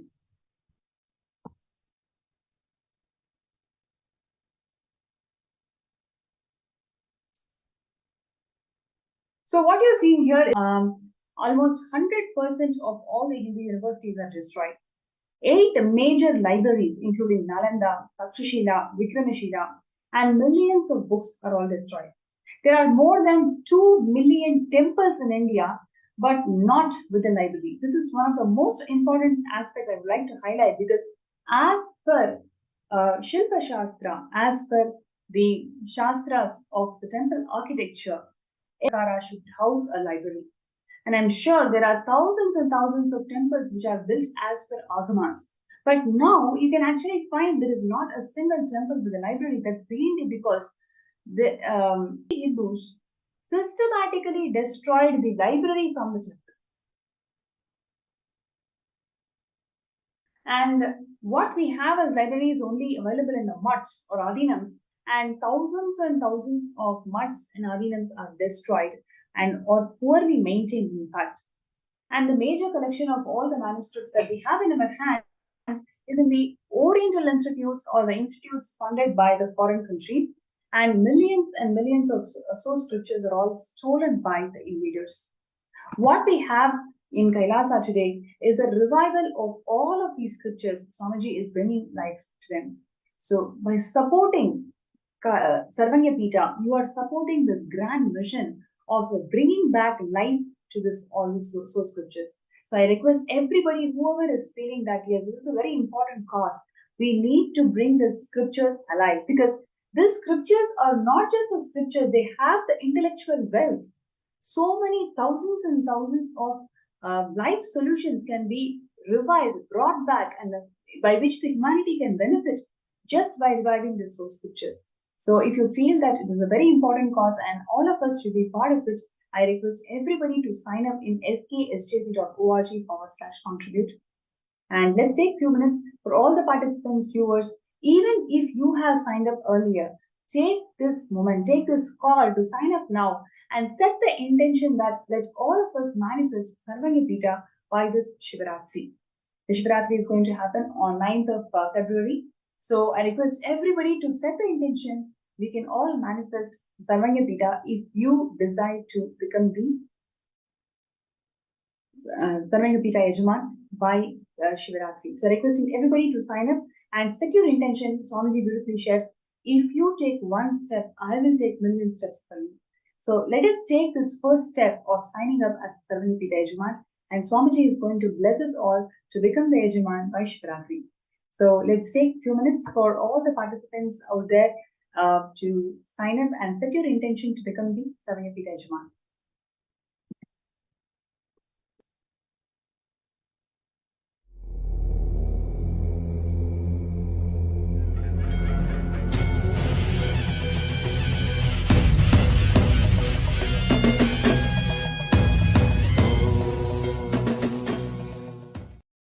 Kailasa nation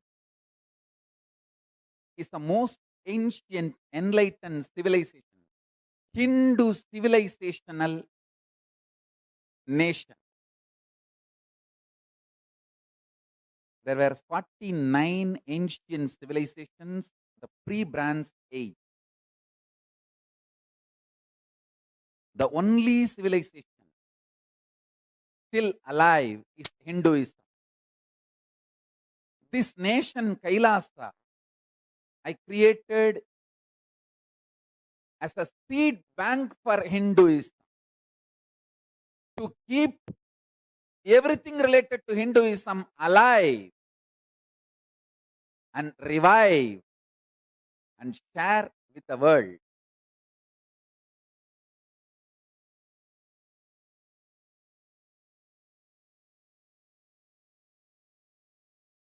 With the grace of Paramashiva, with the blessings of Paramashiva, Kailasa has successfully happened. So the revival of ancient, enlightened Hindu civilizational nation has happened with its own territory. As on now, we have territory more than one places. And we are also getting from few more countries, few more smaller islands and small territories. I am stitching all of it and forming United States of Kailasa. Soon I'll announce the location where all we have our territories.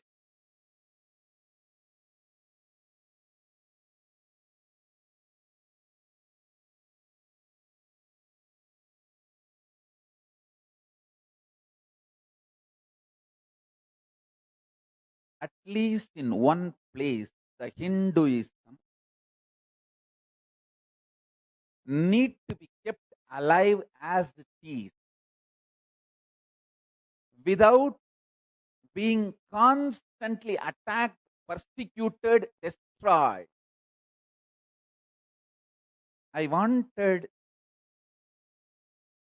all the living and practicing Hindus of the world to know Hinduism is the most peaceful, non-violent,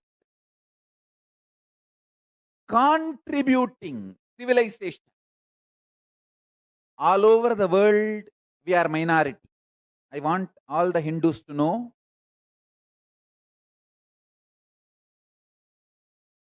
all over the world, other than India, Nepal, we are factually and actually minority.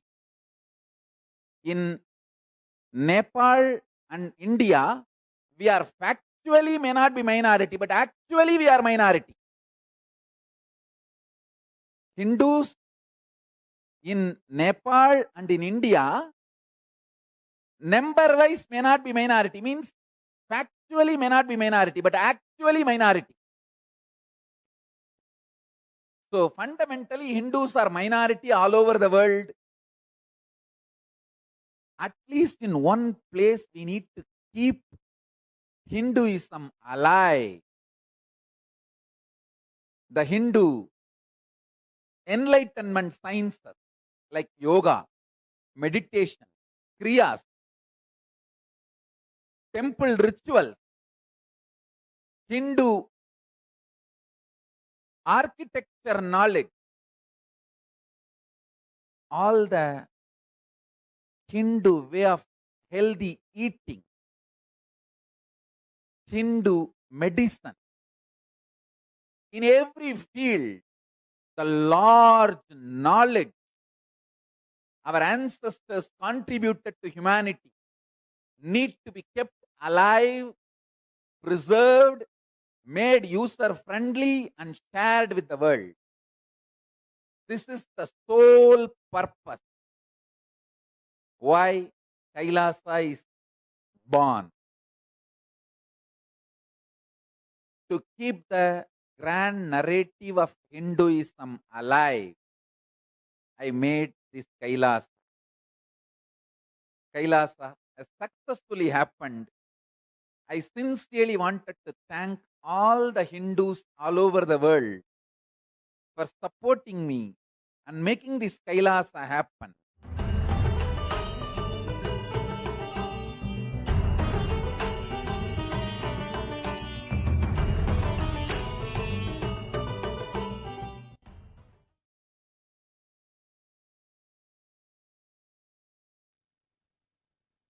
Yes, Kailasa has been successfully happening as Swamiji has announced this Vijaya Yatra starting of this year in Jayanti celebrations.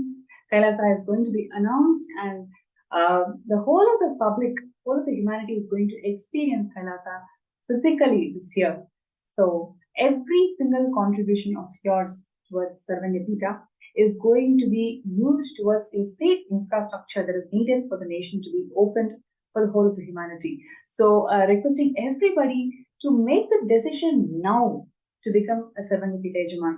Yes, you can, you may have the intention to manifest Sarvanyapita Yajaman. You may feel I can probably take a year or two. Yes, you can do all of that. But now, when you decide to manifest it now, when you decide to offer this contribution now, you are directly helping towards the safe infrastructure for the Mahakarita humanity. So requesting everybody to think about it, like when there is a need, when there is a very important cause that that is going to benefit millions and millions of people, then at that time your contribution will become significant and meaningful. So I request everybody to take this opportunity to sign up for Sarvanyapita, which is one of the most important contributions Swamiji to this whole world. And joining with this today, we have Ma Yoga Swarupini, Vasanta Vidyakaran from United Kingdom, who is going to join with us in this segment today.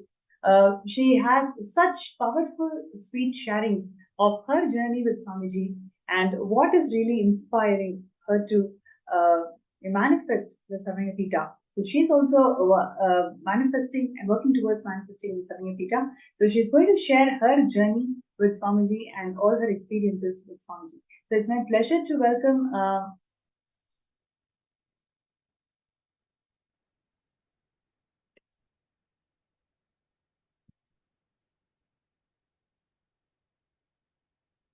So it's my pleasure to welcome Ma Nithya Yoga Swarupini.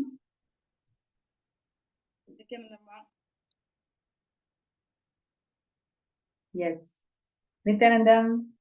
Thank you so much, Ma, for joining with us today. And I'm sure all our viewers and participants are going to have amazing time just listening to your beautiful sharing and stories and your journey towards becoming a Savanipita Yajman. So, firstly, would like to connect with you. And first question that I would want to ask is, how is that your whole family feels so connected to Swamiji's teachings? Almost every single darshan you guys don't miss it. What is really keeping all of you together in this journey of becoming Paramashiva with Swamiji? Yes, the powerful cognition, Swamiji gave us, and since Swamiji's initiation, actually, I joined Swamiji's Inner Awakening program in 2015. Even before that, actually, I had a problem with my eldest daughter. She was Yogas will be just a request. If you could be a little louder, please. Okay, she was like Asperger's. She's coming under autistic, spectrum. So we had a lot of problem with her. I have 3 daughters, so it's actually disturbed all of us. Then I just suddenly I was listening once stayed. I couldn't do anything. I was listening Swamiji's satsangs that time, before 2015. So he was talking about Ishavasya Upanishad, and he said for a week just practice like I exist in everything, everything exists in me. So that is what Swamiji's teaching. So I thought I was practicing that, but I had actually problem with my eldest daughter a lot of time, and she get angry. I was driving in the car. She suddenly started to shout. She was coming from. Sorry, Ma Yogas working. The audio is not so clear. You can just little increase the audio. I'm doing something.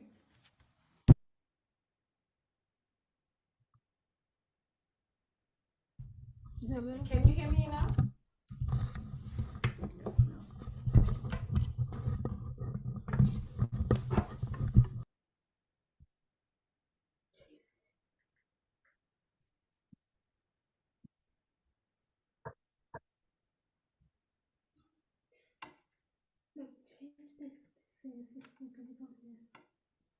Yes, please go ahead.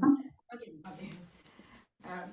Actually, yes, Swamiji told me to practice this. I exist in everything, everything exists in me. And then I was practicing that, but at that time I was driving with my eldest daughter. She was shouting. Most of the time, if she shout, I can't drive. I have to stop the car and say, "Are you going to stop talking?" Or this is the way I do. But that day I thought, okay, Swamiji said to practice this one. So I was thinking, oh my God, Swamiji said I exist in everything. And then I'm not thinking I am just, even my daughter, I'm existing here. I always separated her because of the way she was getting angry with me and all those things. So I just think, oh my God, she's my extension. I didn't think about that. And I was thinking, okay, she exists in me, I exist in her. That's all I thought. I didn't say a word. She stopped shouting. So this was my first, powerful cognition from Swamiji. So Wow. then I thought, oh, I better go to Swamiji's Kalpadara program. I found out here. And then first question I asked that time, I'm not like now, that time I asked Swamiji, can you heal my daughter? He said, yes, through the phone actually, on the Kalpadara program.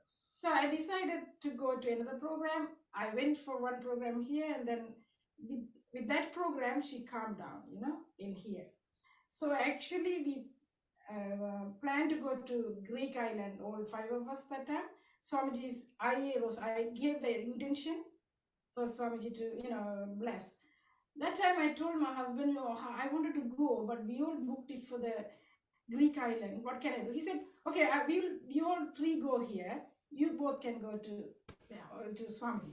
So that's the way I went to Swamiji, because normally I don't spend money and I always very careful. I'm not very good, but my husband, he saw the difference in her within that one program, the 3 days program, and he decided to send us there, So within few weeks, within 1 week, I took all the visa and everything. I don't know how I went, this is everything miracle. I went there. When I was going there, I never take her on my own, I always go with my husband. So I have to go to Bombay, to Delhi, and then Delhi to Varanasi. The Delhi to Varanasi started to shout at me, she said, why, this is too much, I'm tired. I was thinking, oh, what can I do? I'm taking her for 21 days.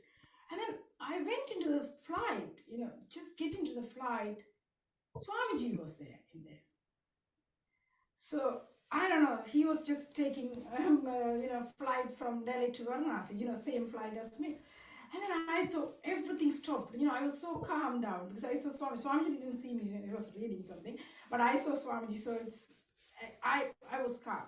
And then I went there, and then Swamiji said, I'll heal you completely. Within that one IA, I completely changed, Swamiji's, initiation did a lot of transformation with both of us, And actually, Sai, when I came back, one day she was hugging me, and then my husband, because she never ever, she always fight with me, and then my husband said, something happened, Swamiji did something, so he also believed Swamiji. He said, so that October, we all went for the, I went for the volunteering, and my husband and Sai did the IA.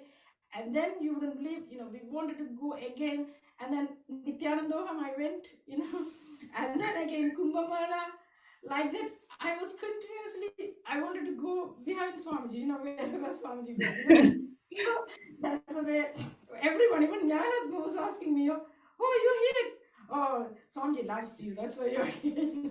Otherwise, I won't be, what he says, That's beautiful, Ma. So before you add, memorable, beautiful moments of your journey with Swamiji, I would like to welcome Ma Alpha Patel from USA. She also has got such beautiful moments of how Swamiji happened in her life and what a journey it is with having Master guiding us all in this journey of exploring and seeing ourselves as Paramashiva. So I welcome Ma Alpha Patel to this show today, and Nithyananda Ma.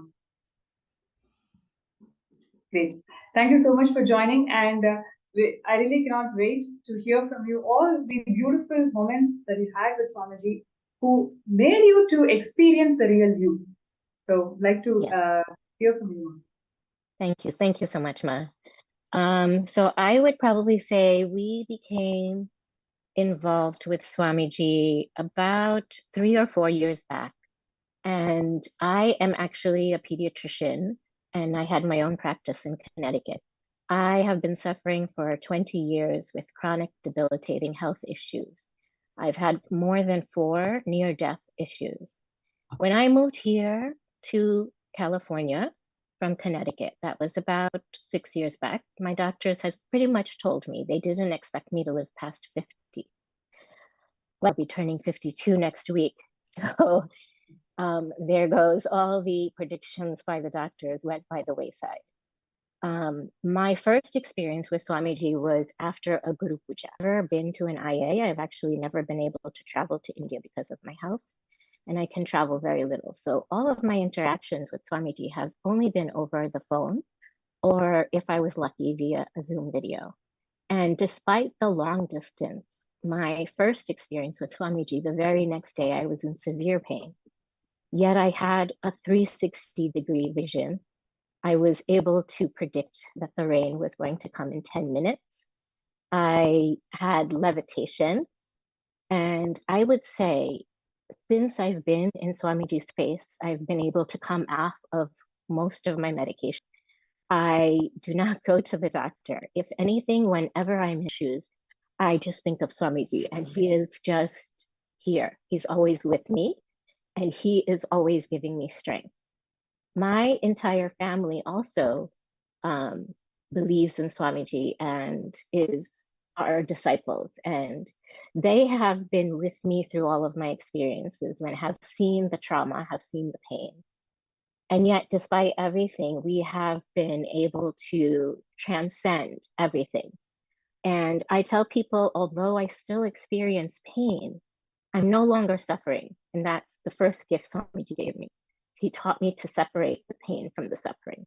He also has given us immense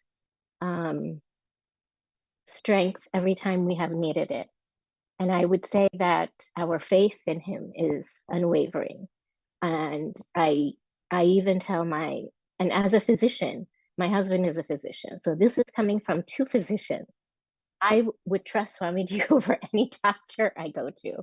And I would much rather get healing from a disciple of Swamiji. And because I feel immediate strength. I feel immediate help. I feel immediate relief. Even by getting, help from Swamiji's healers. And as a physician, I can say he has made me even a better healer, because now I can help others on such a deeper length. I know I've been going on and on. If you have any questions, I'd be happy to answer it. But I mean, I cannot express even more. And we are now, we are SJP manifestors. And I would probably say that is one of my life's wishes, to become fully SJP and to be in Swamiji's space. And if there's one lesson I give to my children, they've seen me suffer, they've been with me in the hospital. They know that we're all hanging on by Swamiji's strength. And we are so indebted to him, and we could never thank him enough.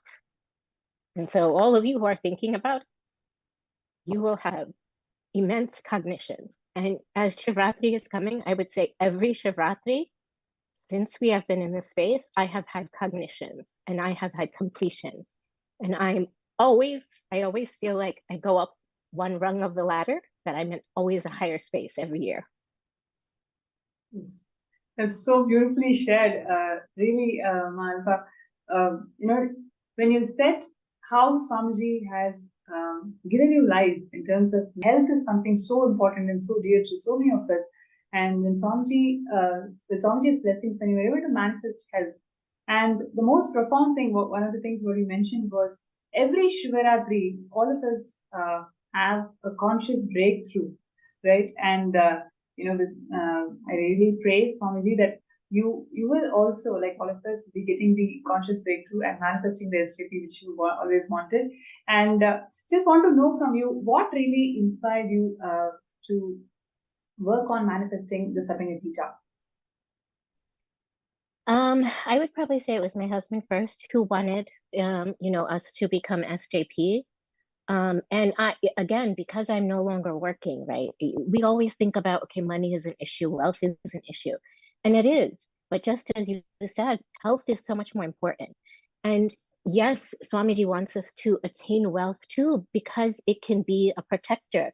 It's an energy. We can use it for good, for humanity, for his mission.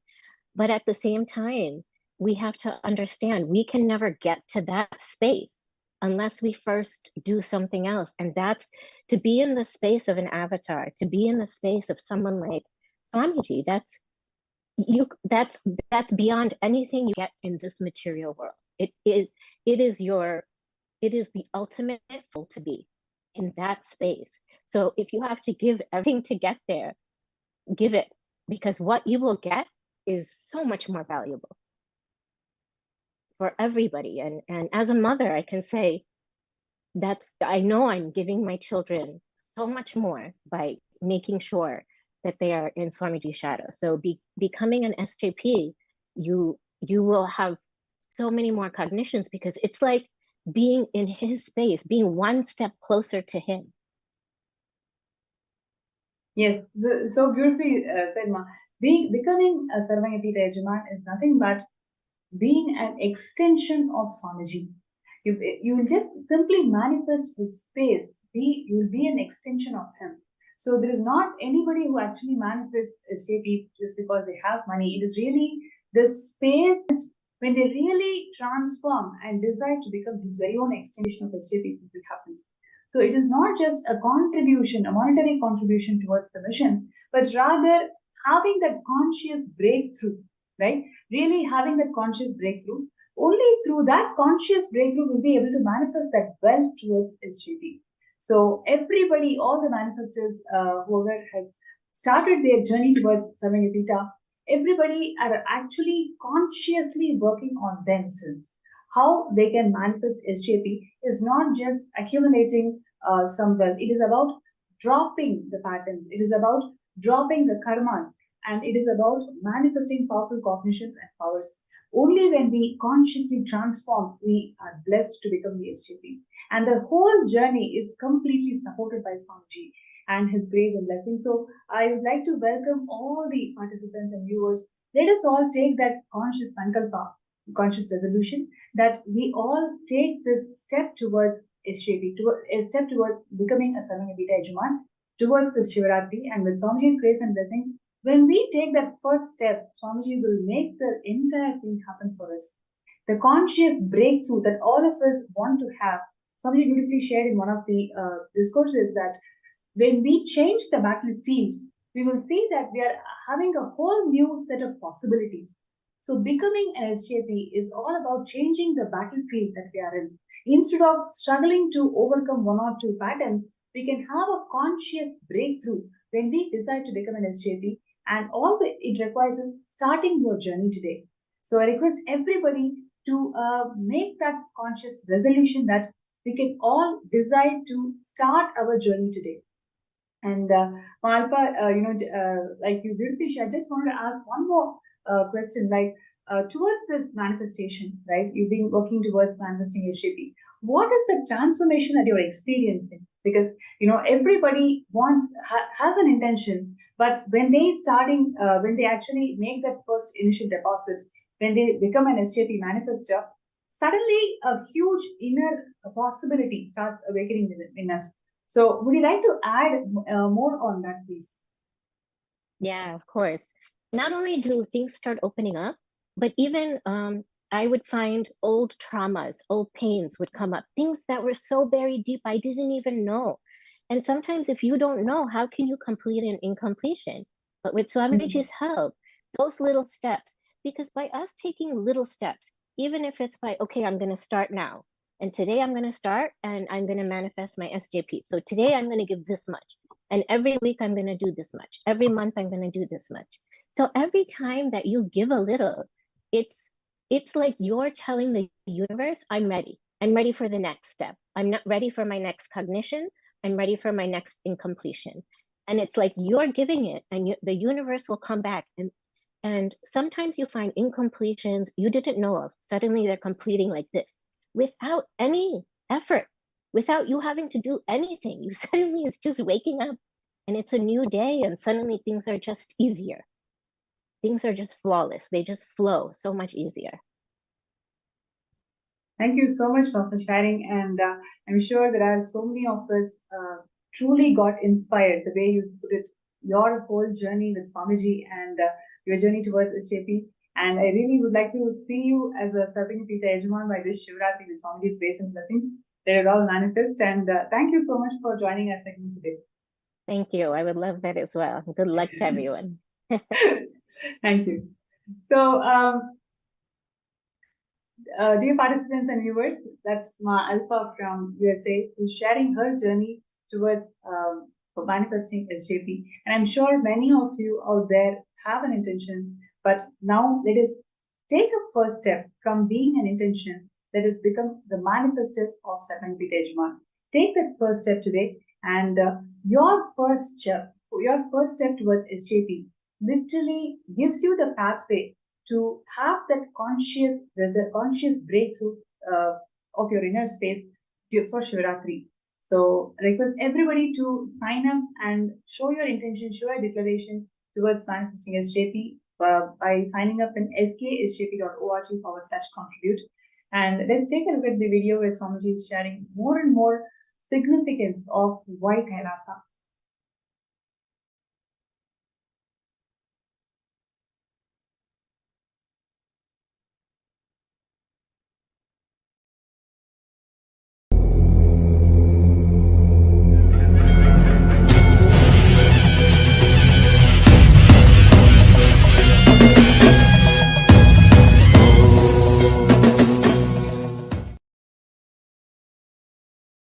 The Indian mass media cult and cinema industry, whether Bollywood or Dollywood or Bollywood or Sandalwood or the whole cinema industry in India, heavily funded by anti-Hindu elements, and they have successfully done the continuous hate speech at least for last 50 years.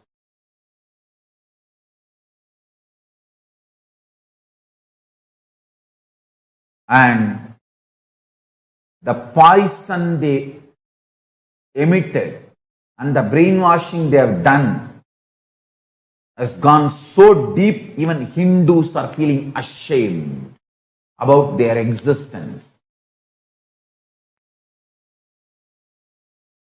When I grew up seeing people wearing the Hindu marks in the regular lifestyle, the day-to-day life used to be 90% of the people's forehead.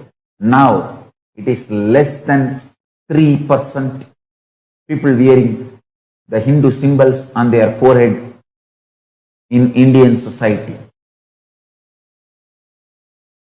People are ashamed to show themselves as Hindus.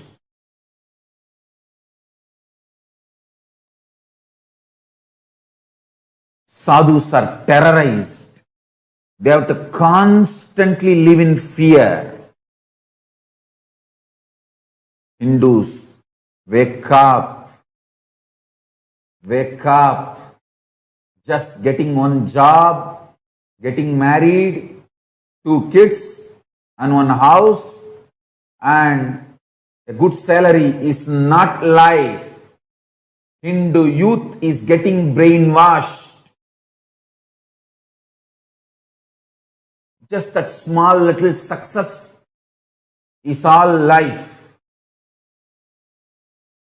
And few courageous people who take up this sadhu life to keep Hindu culture alive are terrorized, and absolutely they have to face lawfare, they have to face so much of hate speech and so much of poisoning.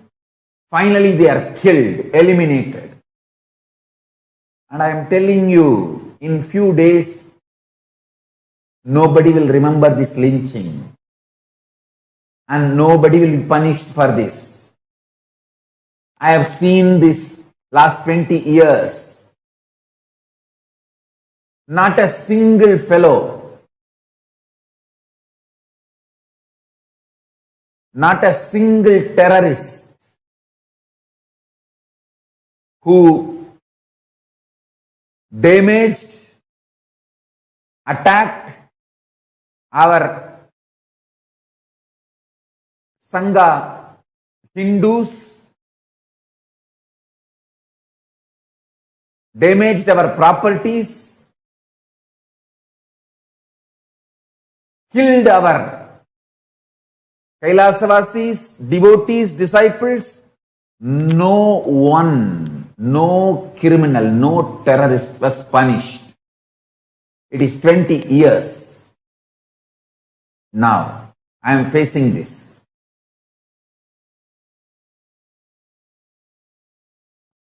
Police supports those terrorist gang and those criminals.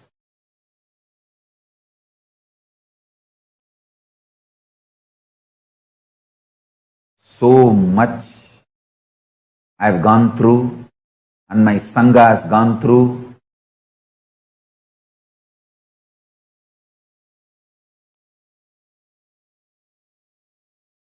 We have done Tyaga of everything. And today again, two sadhus and one of their assistant driver, they belong to my Sampradaya. They belong to Akada Parishad, the 13 Akadas which we belong to. All Hindus, please wake up. Let us get the international attention to this Hindu Holocaust continuously happening in India.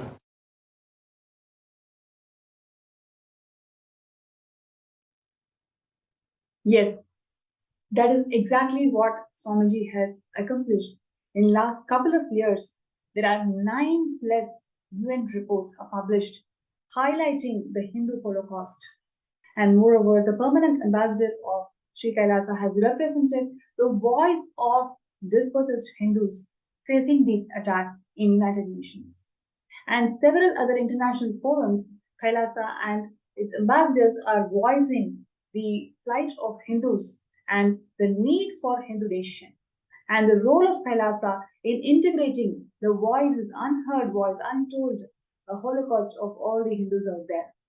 So the Kailasa is the voice of all these dispossessed Hindus in the world and how they can empower themselves by living Hinduism in its authentic form. So requesting every single person, whoever feels that this is a very important cause for which all of us can come forward and be part of it, sign up yourself as a Sarvanipita Ejamana. So your decision to be part of this mission today is going to empower millions of Hindus out there. It is going to empower thousands and thousands of people to practice Sanatana Hindu Dharma in the most authentic way. So, and I'm going to continue sharing the contributions of Swamiji in reviving, protecting the source scriptures of Hinduism. And Swamiji's Kailasa's Nithyananda Jnanalaya, it is one of the world's largest collection on Hinduism.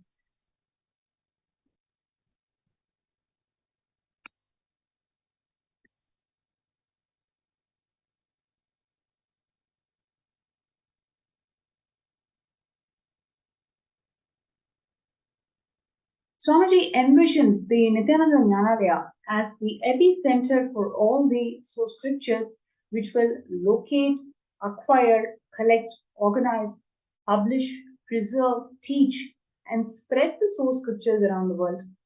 Embracing the true glorious Sanatana Hindu Dharma, Swamiji empowers the Kailasa and administrators to run under the constitution of the scriptural authority on the eternal truths. So yesterday we saw how the entire cosmic governance and Hindu democracy of Kailasa is based completely on scriptures. So Kailasa's Nithyananda Hindu Jnanalaya is all about bringing out the depths of the scriptures to the whole world and empowering the humanity to make these Hindu solutions as one of the best things that we can ever have. And here we have this Shastra Pramana which talks about the authority that the Hindu scriptures hold in Sanatana Hindu Dharma.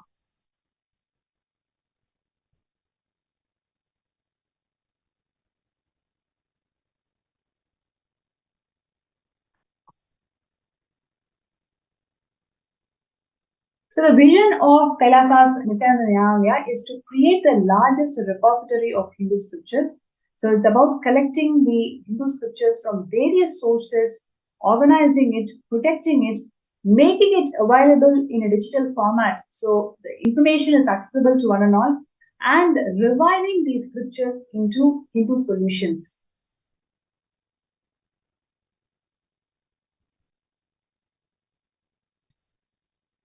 So, Kailasa's Nithyananda Jnanalaya creates and preserves the largest repository of Indian scriptural knowledge in the world for posterity under one roof, collecting all the Hindu scriptures, books on the planet Earth, establishing the world's largest library of Hindu books and manuscripts.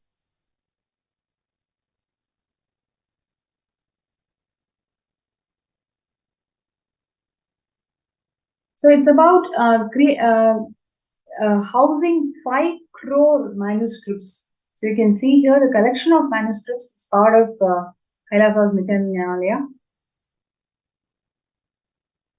and collecting 20 million source scriptures.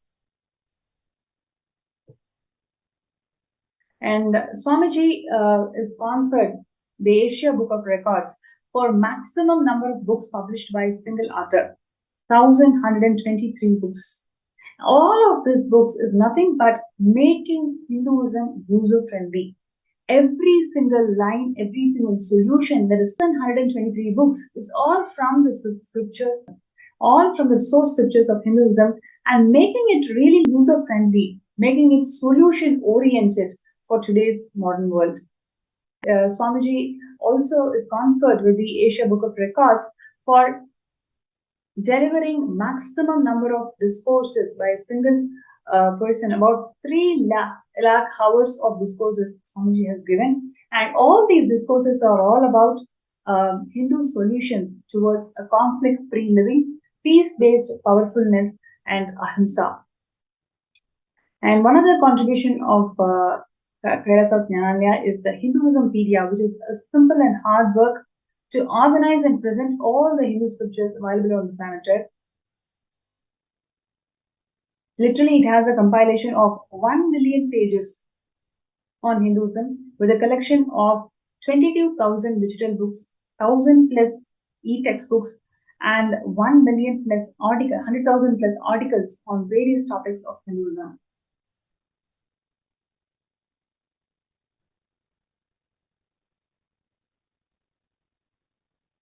And Swamiji has also revived this whole palm leaf printing technology. So every single scripture, every single initiation that we all get, Swamiji ensures that the whole initiation, the lines are all printed in palm leaf, and the palm leaf inscription is given as a gift to all the participants, whoever is attending the program. In this way, the sacredness and sanctity of those tradition is always kept alive. And more importantly, India has more than about 5 million manuscripts in various library muds in personal collections of individuals. So Kailasa's Nithyananda Jnanandaya is all about collecting all of these manuscripts and protecting it and making it user-friendly, right? So it has set up multiple units for palm leaf printing to keep the ancient Hindu knowledge tradition alive. Until now, we've printed 108 Upanishads, various Agamas, Samrajya Lakshmi Deepika, and several other scriptures. We've printed it and offered it to the world to ensure that people remember this ancient technology of preserving the Hindu Shastras through palm leaves.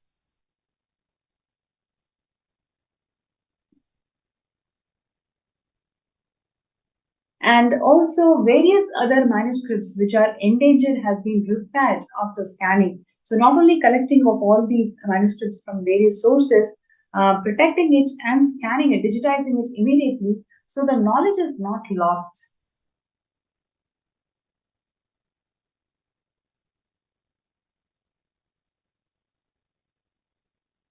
Physical and chemical treatment to prevent the damage of the existing manuscripts. So that is also one of the huge work that's happening, where the collected manuscripts are heavily damaged because of the no maintenance and also various persecution that these manuscripts have gone through. So Kailasa also focuses on physical and chemical treatment of these manuscripts.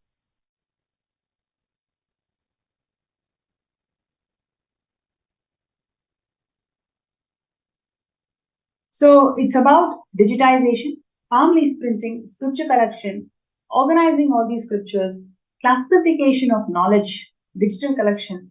That summarizes the entire contributions of Kailasa towards this ancient Hindu scriptures.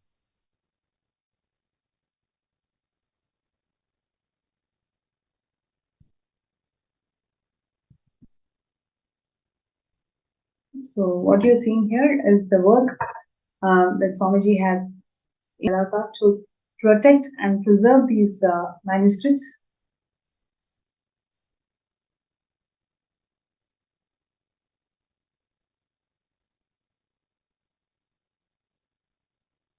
So what you're seeing here is the collection, the total number of manuscripts recovered from Shaivism, Jainism, and Buddhism. All these various sampradayas of Sanatana Hindu Dharma. More than 30,000 scriptures and manuscripts were recovered from Shaivism, and about 25,000 from Buddhism, and about 15,000 from Jainism.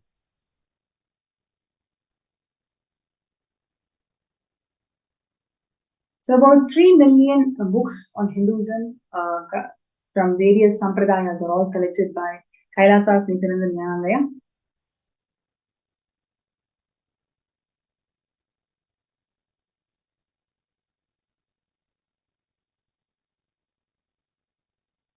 And we have developed the world's first exclusive Hindu library management system based on scriptural classification.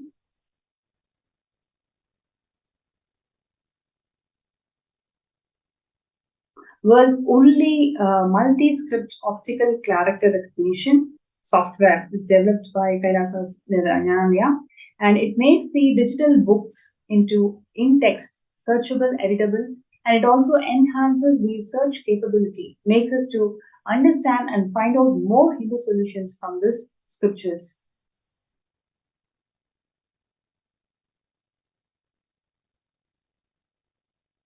Collection of over 50,000 rare manuscripts, including Shaivagamas, Shakthagamas, and Kashmiri Saivism.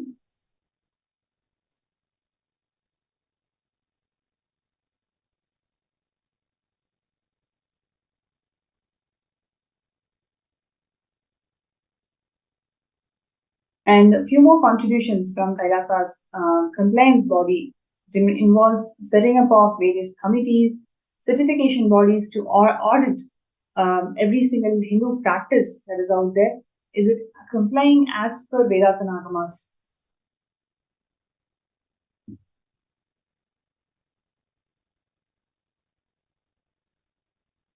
And today's Kailasa's Nithyananda Jnanalaya is the world's largest Hindu knowledge center, having a collection of source scriptures, manuscripts, and books, sharing all of these to the world in a digital format and empowering the whole world with the richness that the Hindu tradition always held.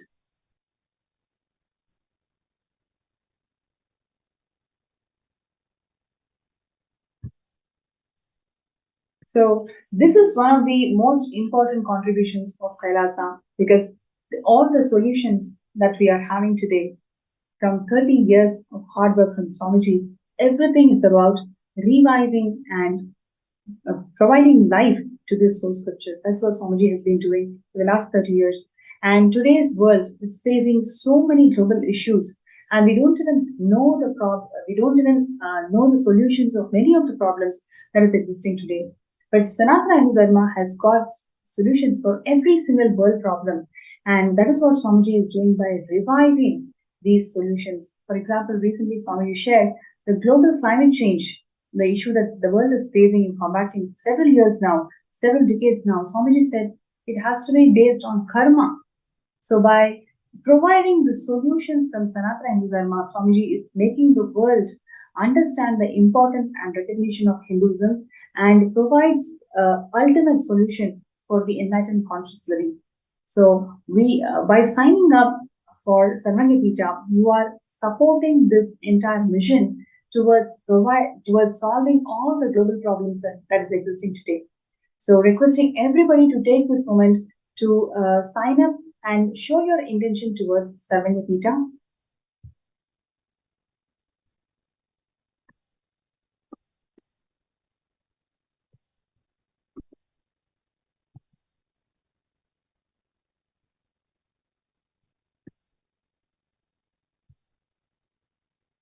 So I request everybody to take a few minutes. And if you have any further questions or comments, you can feel free to post them in the YouTube chat and also in the MPSM group.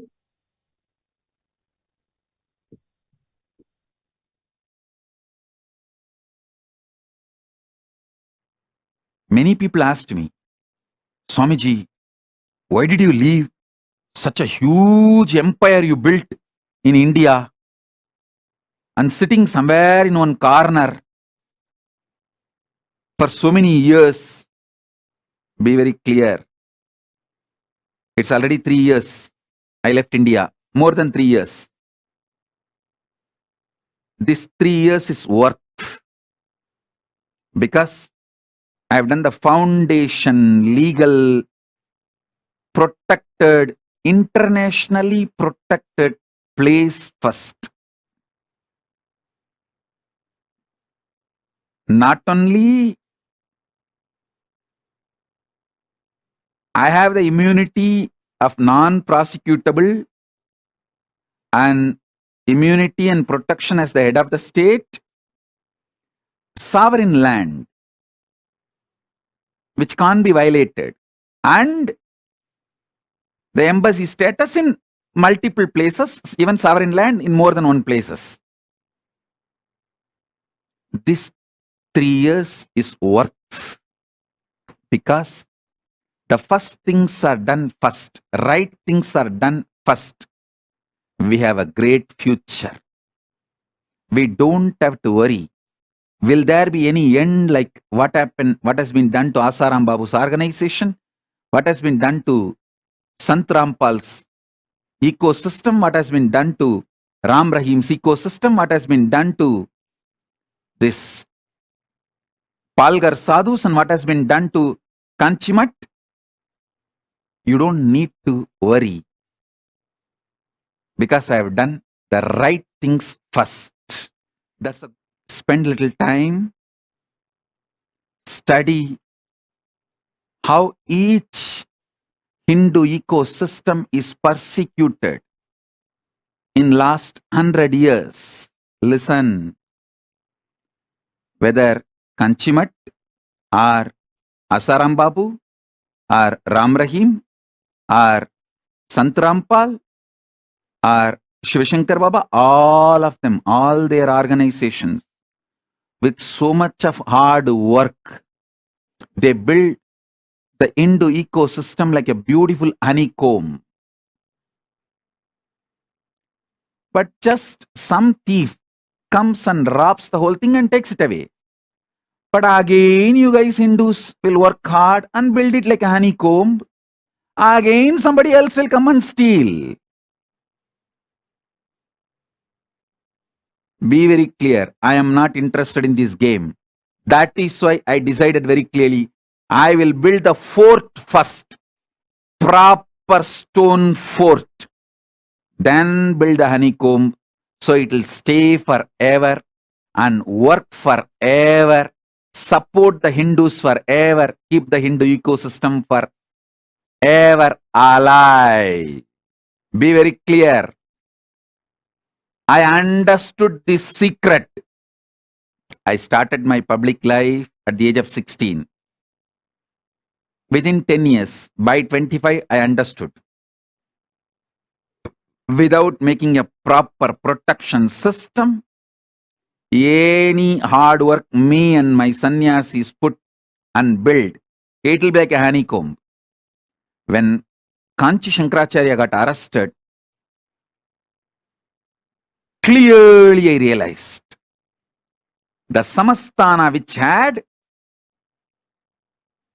immunity from all prosecution, last before the India adopted the secular constitution, Kanchimat, Madurayadinam, all of them had immunity from all prosecution in writing, legally valid, from the British government till the British time.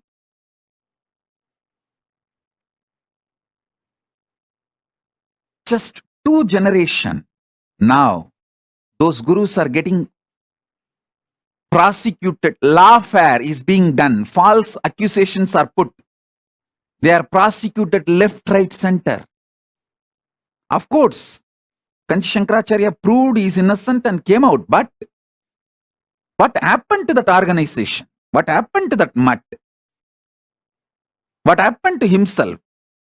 Was he able to stand back? the criminally negligent Hindus did not have gratitude for all the work he has done. The criminally negligent Hindus are not realizing the anti-Hindus are attacking the real Hindus because he stood for the Hindus and stick his neck out, his head was cut. That's all. So that is like a message. No one else should stick their neck out for Hinduism. I tell you, I realized this truth. If I don't build the proper legitimate fort, legal protection, even if I work for 100 years and build the Hindu ecosystem, I don't want to say what would have happened.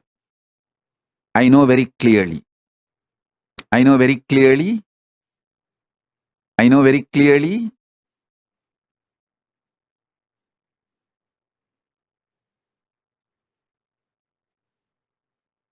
I wanted to tell all my disciples, listen. The good news I have for all of you is, by the grace of Paramashiva, we already have a sovereign territory in more than one place for Kailasa and diplomatic relationship with many countries for Kailasa, and I am safe. We are going to be safe forever. That is the good news I have for all my disciples. So all your effort, you are all putting time, treasure, talent and building this Kailasa will be useful forever. It cannot be hijacked, destroyed by anyone, because I made a proper foundation protection fortress. Then started building the honeycomb. I did the first things first. Be very clear. Be very clear. First things first.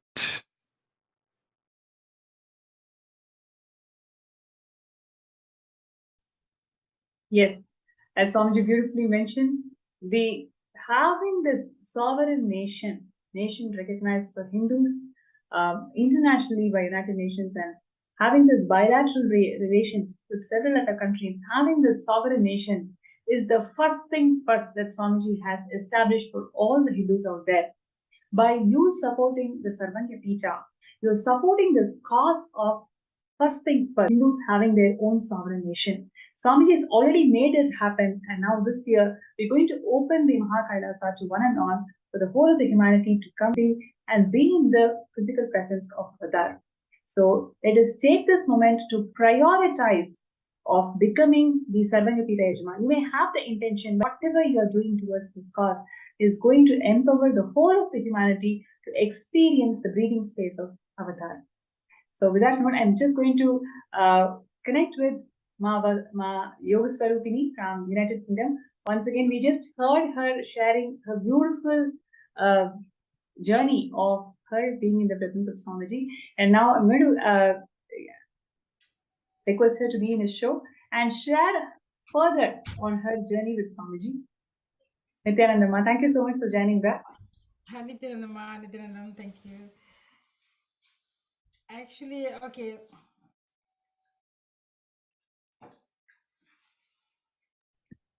Yes, please go ahead. Yes, Swamiji, with the first I just learned about Sanatana Hindu Dharma, like all Charya, Kriya, Yoga, Jnanam, all four. Really, I started to practice. Before that, I'm a Hindu, but I never ever practiced anything. Even fasting, I didn't do properly. Just morning, I miss, something. That's all, But I've been completely changed to full, like vegetarian. Not, I don't take even any egg inside the home because I have Swamiji's Padaga. So all 5 of us, so other daughters, I told them, you can have it outside, but you can't bring it inside. They stopped. Everyone stopped. Everywhere we go, even we went to Sri Lanka, they were asking, you living in UK, you all vegetarian? So they were, like Swamiji completely changed.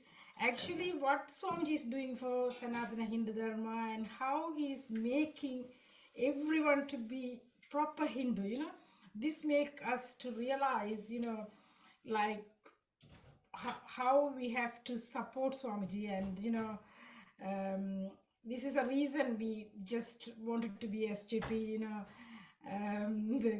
to join the SJP and then continue to surrender to Swamiji, because Swamiji completely changed everything, and actually the cognitions, I don't even know, just I was logic, I only was with the first one, length, all other things like, Swamiji is the one making me to think, and then go into the heart, and then go into deep cognitions.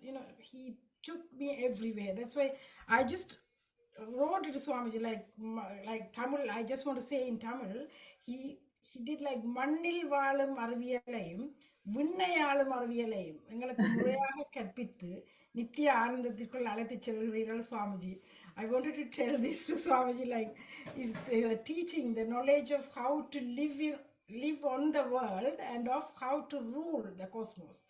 So Swamiji was taking us to all these steps, not just me, all 5 of us, I don't know how, because okay, 4 of us, we went for the IA, the 5th one, she never been to IA, but she saw Swamiji anyway when she came to Thailand.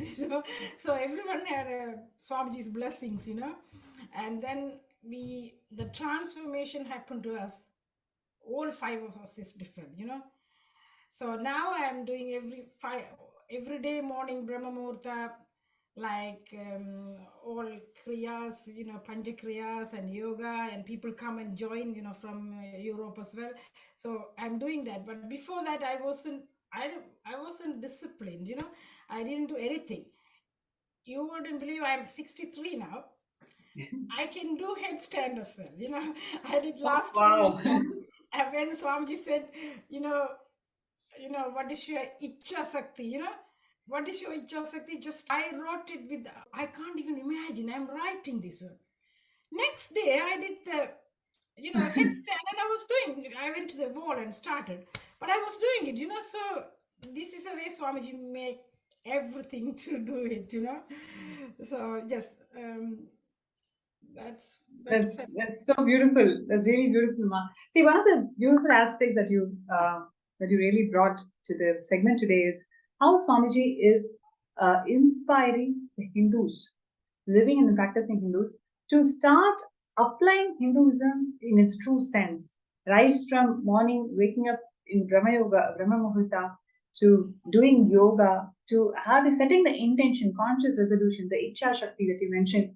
How Swamiji is inspiring every single aspect of Hinduism to be practiced towards the right context of living enlightenment.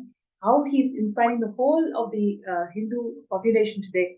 It is something so extraordinary, and that is the reason why reviving this Sarvanya Pita around the world is of so much of importance. And would you like to share with us what is really inspiring you towards manifesting Sarvanya Pita today?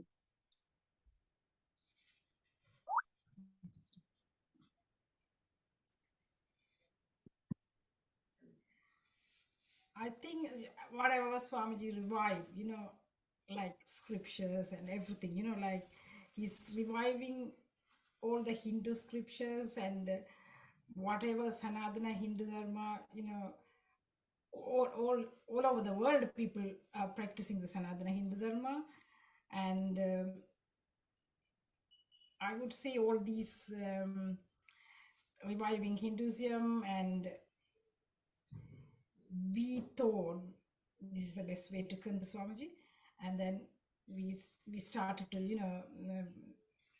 join the SJP, manifestors, and then even after that, we suddenly, Swamiji was. I wanted to move to bigger house. Swamiji just blessed me, and then especially after certain age, it's really difficult to get the mortgage and everything. But without any hassles, we just quickly get the house.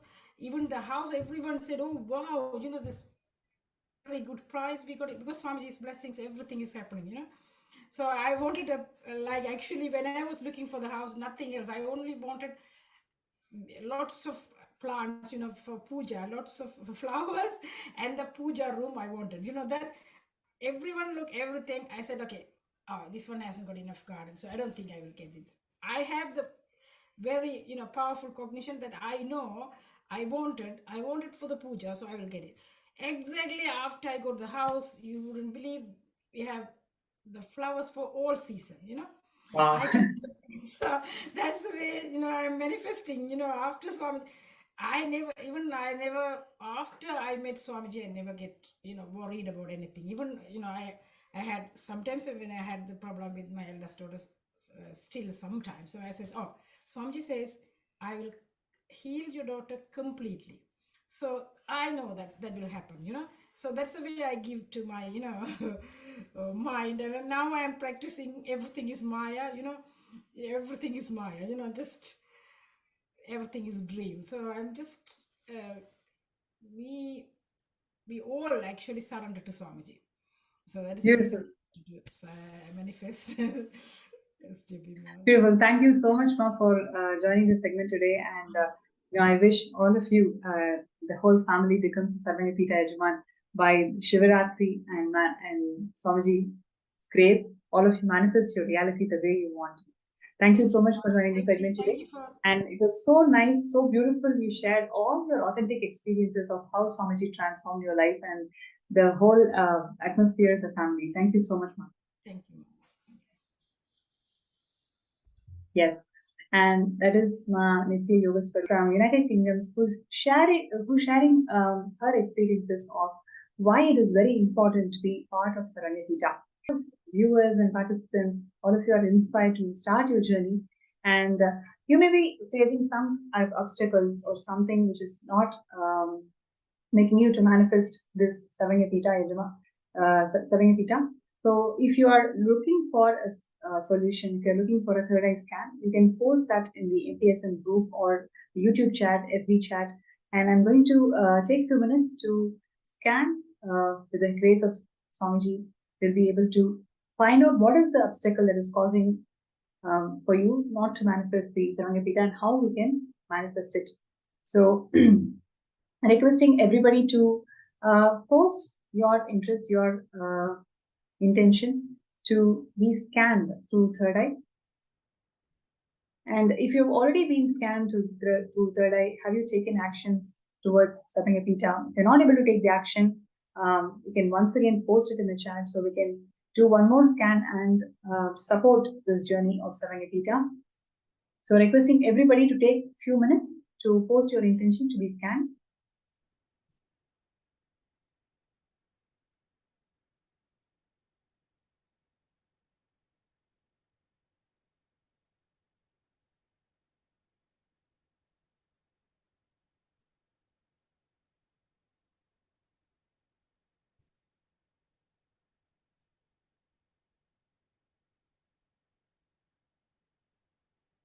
Okay, so we have Marlena Yazi. I would like to request a scan, please. Thank you so much. So, Marlena Yazi, have you filled the intention towards Sarvanyapita? If not, please take a few minutes to fill your intention towards Sarvanyapita. You can sign up in skshp.org/contribute and sit with the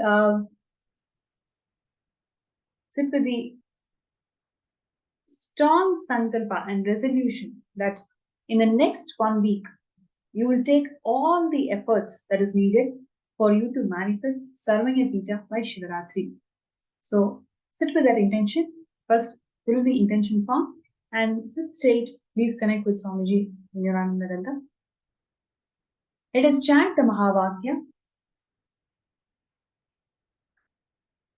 Om Nithyananda Paramashivoham.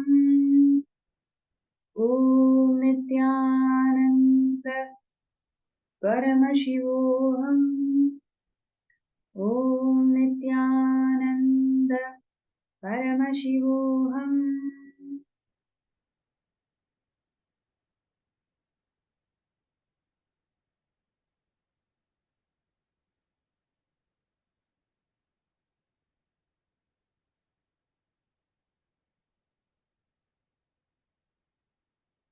Yes. Ma Melina Yasi, with Swamiji's grace and blessings, you'll be able to manifest Sarvayatita. First thing, what you need to do is complete with all the ideas of feeling overwhelmed when you look at something large, something vast. If you see, whenever you encounter a huge mountain, right, you'll start feeling too small. Instead of feeling oneness with the mountain, you're comparing your existence with the existence of something larger than life. It's exactly what you're feeling whenever you think about manifesting SJP also.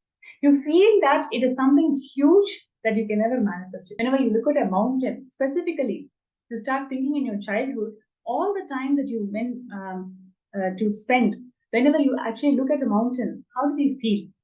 You, instead of feeling that oneness, you started feeling too small, right?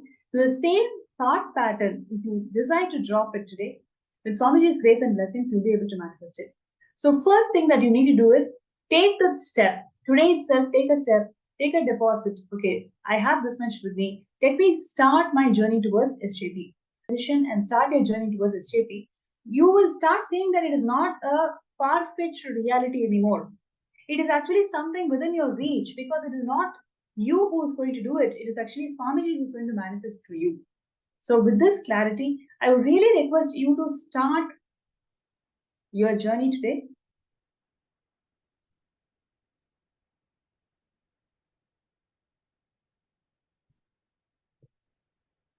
So next is, we have Hiranmai. Right. So I request Hiranmai to please sit straight, connect with Swamiji in your Anandaganda. Let us chant the Bhavakya. Om Nithyananda Paramashivoham.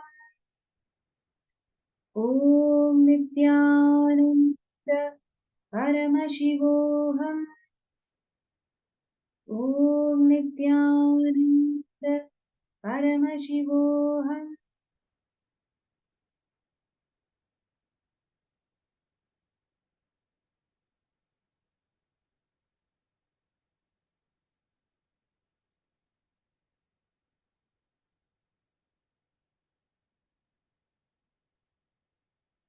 Yes. Mahiranmai, Nithyananda. So first thing, what you need to do is, bring intense ferociousness within yourself, right? So bring intense ferociousness within yourself. Whatever you think as insecurities, unknowns in your life, decide today itself you are going to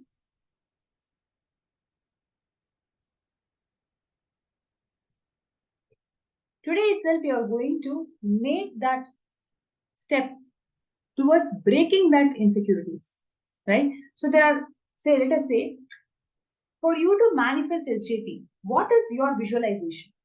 In your visualizations, are you seeing blind spots? Are you seeing few scenes you don't want to visualize? You just want to skip. You just want to see yourself manifesting already. So all those unknowns, wherever you feel that you don't know, pen that down. Ferociously approach life and see what is Swamiji showing you when you think about these unknowns. Right? So connect with Swamiji in your Anandaganda. Every single unknown that is there towards this manifestation, sit and pen down, resolve it, approach it with ferociousness. With Swamiji's grace and blessings, you'll be able to manifest it.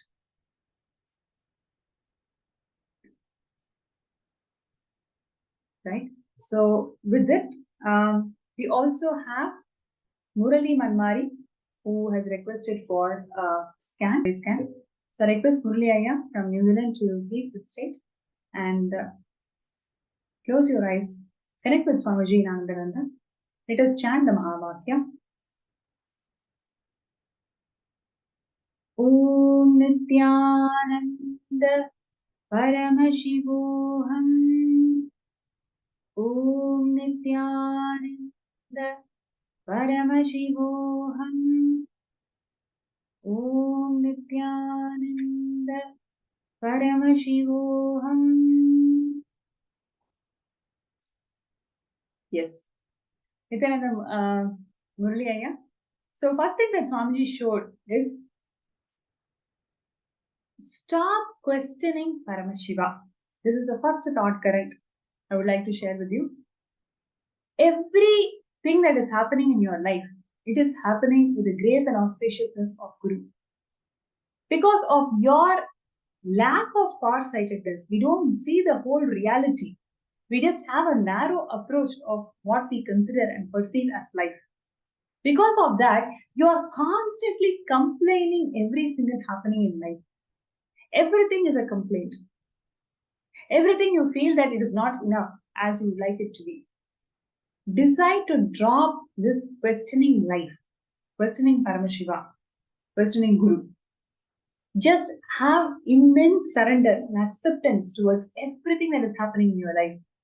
Moment you start accepting, moment you start surrendering, you will actually see you have immense possibilities, immense wealth to actually make it to Samadhi.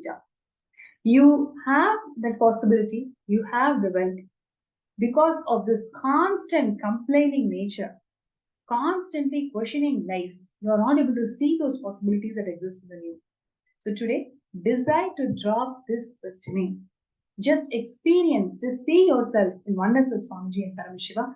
So with Swamiji's grace and blessings, you'll be able to manifest. So with this, I'd like to come to the end of the session, and once again, thanking all the participants and viewers out there who have been really participating, expressing your feedback, expressing your interest to be part of this illumination. Thank you so much. And every day we will be connecting for the segment where we will share more interesting journeys of devotees around the world whose life has been immensely enriched by Swamiji and the significance of Sarvayapita. So I would like to remind all the participants once again, start your journey. And it is so important for you to start your journey now. Please do not postpone anything. Whatever you have, whether it is as an investment or a retirement fund or as a house or anything, whatever you have with you, decide that this contribution towards Sarvayapita is going to immensely benefit the whole of the humanity. So take the decision today, take that sankalpa today. I request everybody to sign up sksjp.org/contribute. And it is a wonderful opportunity where all of us are going to open the whole Mahakailasa to the entire humanity for everybody to experience in the breathing space of Avatar.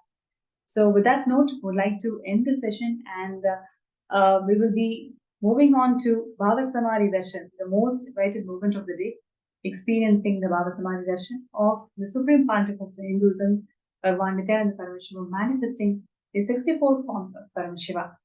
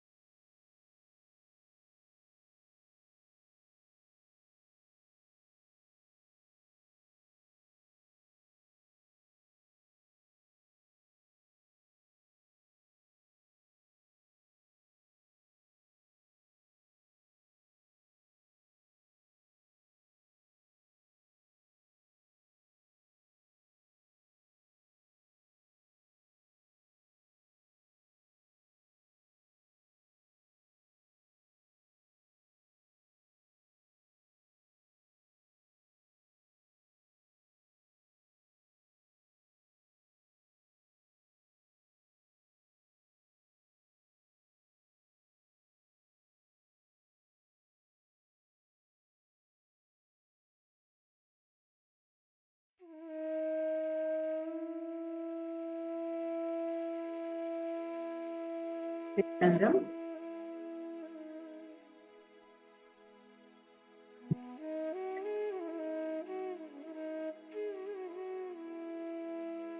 Just had a beautiful session, and we listened to a powerful experience also. Now, what we are going to be entering into is one of the most awaited session, which is having the darshan of Bhagavan. Let us all get ready for this Bhava Samadhi darshan. We welcome all the YouTube viewers, Facebook, and all other social media platforms, everyone who has tuned segment where we are going to be experiencing the Bhava Samadhi darshan of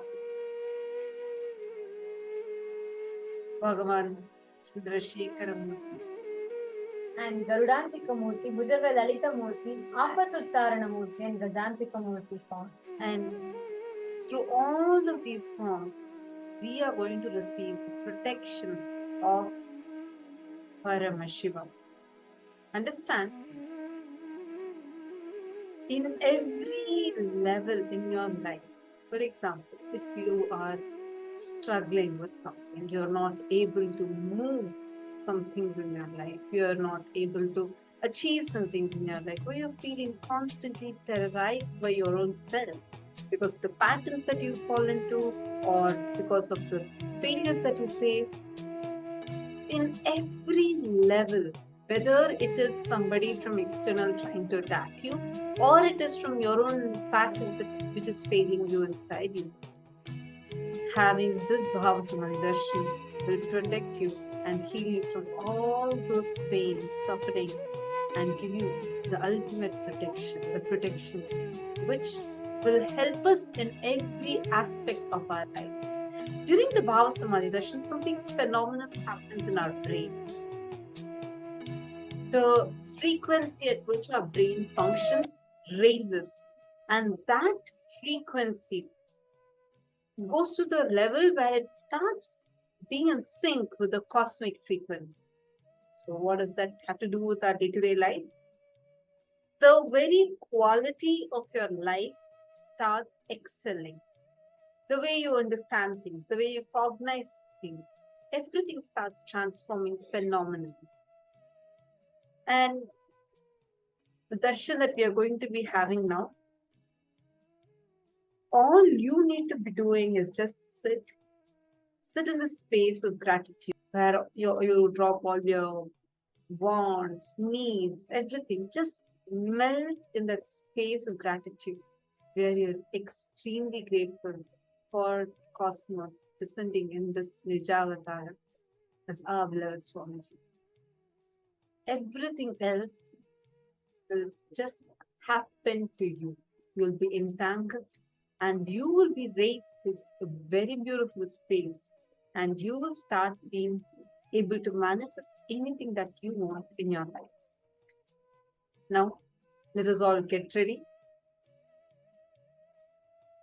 We are going to be chanting the Dhyana Shlokas now.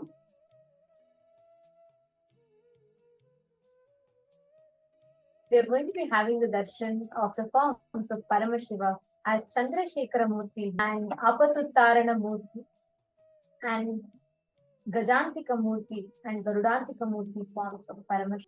Each of these are extremely powerful forms by themselves.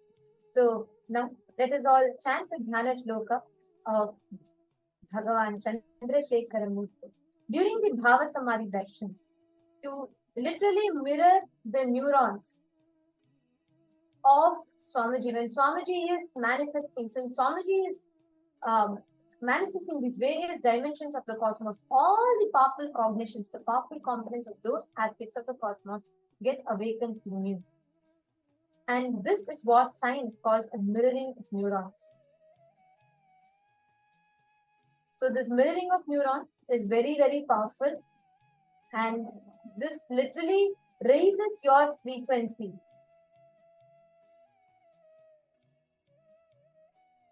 And during the darshan, all your Satya Sankalpa, all your wants and needs, just drop that song and just drop, and you literally become at peace in coexisting with the divine.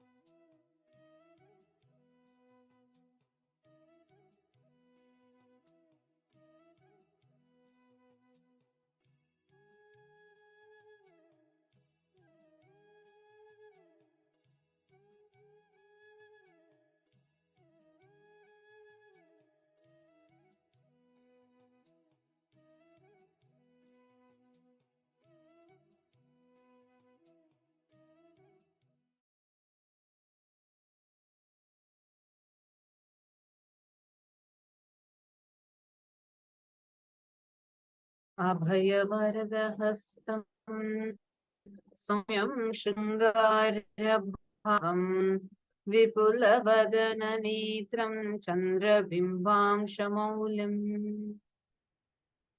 पादं स्थानकं विद्रुमाभं हरिणपरशुपाणिं पद्मपीठोपरिस्थम्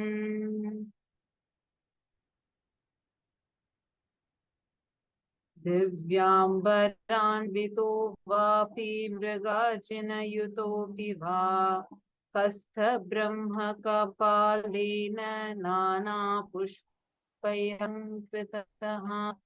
धृतवाराहदन्ताग्रशार्दूलनखकच्छपैः शाङ्कीर्कैर्मणिभिः प्रोतमालय हृदि भूषितः स्थितो दक्षिणपादेन वामेनोपरिवर्तिना कुञ्चितावर्तमानाग्रे सुप्रसारिततत्करः अम्बिकामुखबिम्बाब्ज भ्रमरीकृतलोचनः कुर्याद्भृङ्गिरैठं वात भद्रकालीमतापि वा भुजङ्गत्रासाखाद्यो भुजङ्गललितस्तः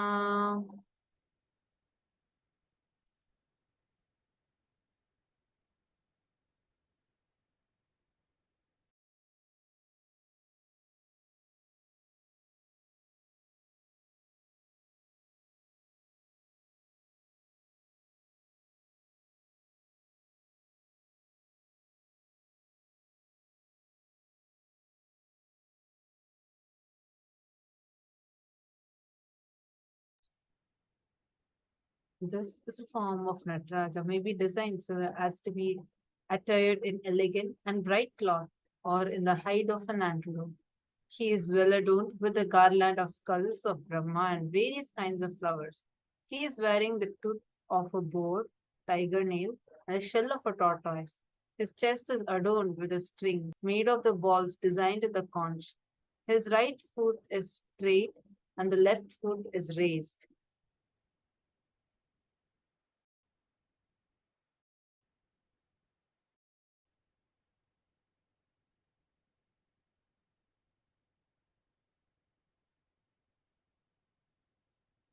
His lower left hand is stretched across the lifted left foot. His eyes are like the bees drawn towards the lotus face of Ambika. Either the image of Bringi or that of Bhadrakali may be designed to be on the left side of the Lord. The form of Nataraja designed in this way is called as Bhujanga Trasha. There is another form known as Bhujanga Lalita Murti. This is the Dhyana Shloka and the description of Bhujanga Lalita Murti.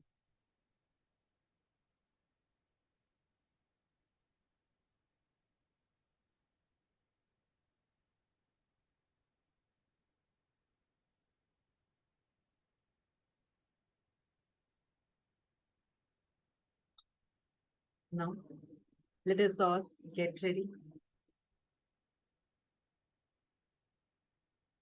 Let us sit with our head, neck and spine in a straight line. Close your eyes.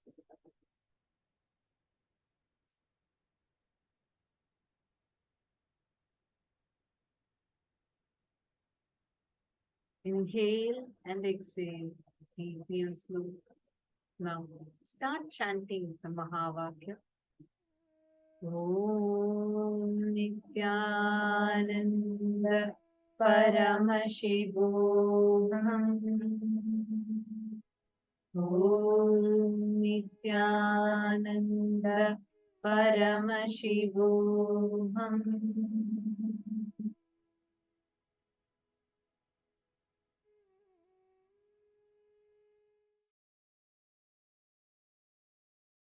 With the divine, with your eyes closed, is meditation.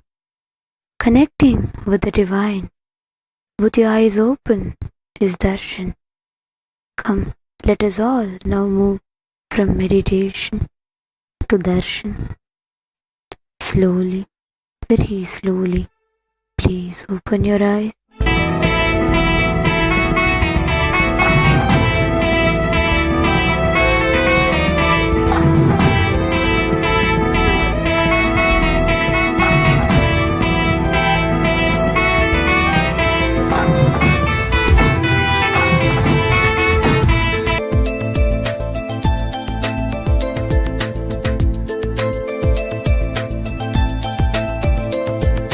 Om Namo Nithyananda, Om Namo Nithyananda, Om Namo Namo. Om Namo Nithyananda, Om Namo Nithyananda, Om Namo Nithyananda, Om Namo Namo. सदा बालरूपापि विघ्नाद्रिहन्ति महादन्ति वक्त्रापि पञ्चास्य मान्या विधीन्द्रादिमृग्या गणेशाभिधामे विधत्तां श्रियं कापि कल्याणमूर्ति न जानामि शब्दं न जानामि चार्थं न जानामि पद्यं न जानामि गद्यं चिदेकाषडास्या हृदि द्योत मुखानि सरन्ते गिरश्वापि चित्रम्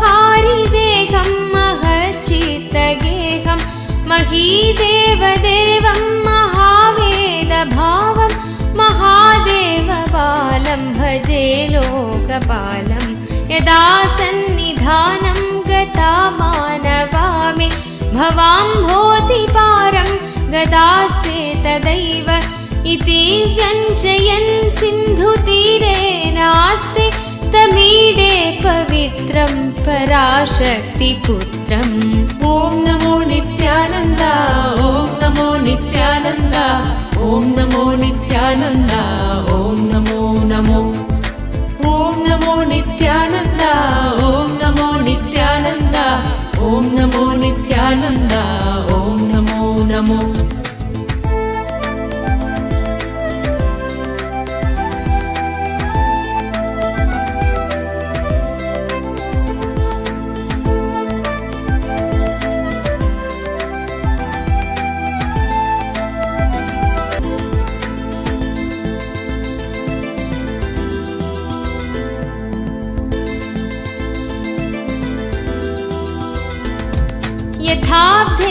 यथाब्धेस्तरङ्गालयं यान्ति तुङ्गा तथैवापदसन्निधौ सेवतामि इतीवोर्मि पङ्क्तिर्नृणां दर्शयन्तं सदा भावये हृत्सरोजे गुहं तं गिरौ मन्निवासे नरायेऽधिरूढा तदा पर्वते राजते ते धिरूढा इतीव ब्रुवन् गन्धशैलाधिरूढा सदा षण्मुखोऽस्तु। ॐ नमो नित्यानन्द, ॐ नमो नित्यानन्द, ॐ नमो नित्यानन्द, ॐ नमो नमो। ॐ नमो नित्यानन्द, ॐ नमो नित्यानन्द, ॐ नमो नित्यानन्द, ॐ नमो नमो।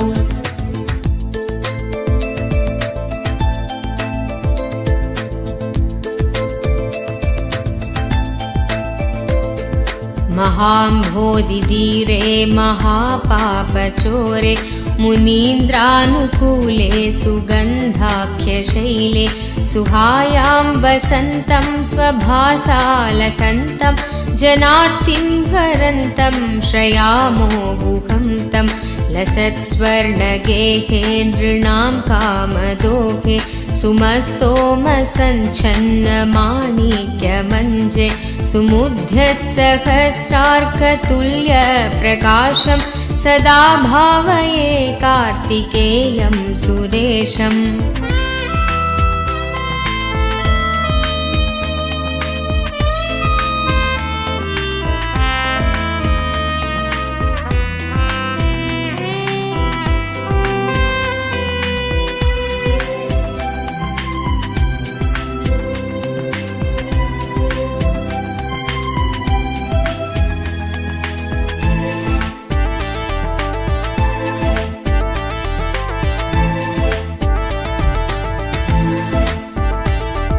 प्रणद्धं सखे मञ्जुलेद्यन्तशोणे मनोहारि लावण्यपीयूषपूर्णे मनः षट्पदो मे भवल्केशतप्त सदा मोदतां स्कन्दते पादपद्मे सुवर्णाभदिव्याम्बरैर्भासमाना कणत्किङ्किणी मेखला शोभमाना लसद्धेमपट्ठेन विद्योतमाना कटिं भावये स्कन्दते दीप्यमानाम्।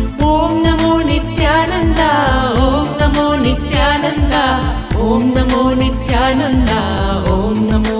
ॐ नमो नित्यानन्द, ॐ नमो नन्द, ॐ नमो नित्यानन्द, ॐ नमो नमो।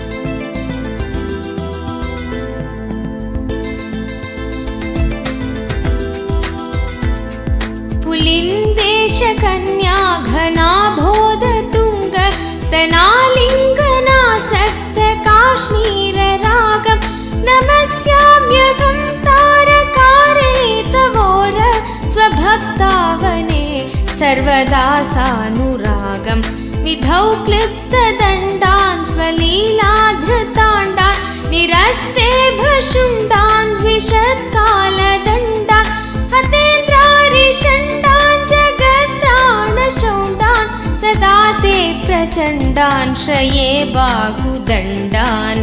ॐ नमो नित्यानन्द, ॐ नमो नित्यानन्द, ॐ नमो नित्यानन्द, ॐ नमो नमो। ॐ नमो नित्यानन्द, ॐ नमो नित्यानन्द, ॐ नमो नित्यानन्द, ॐ नमो नमो।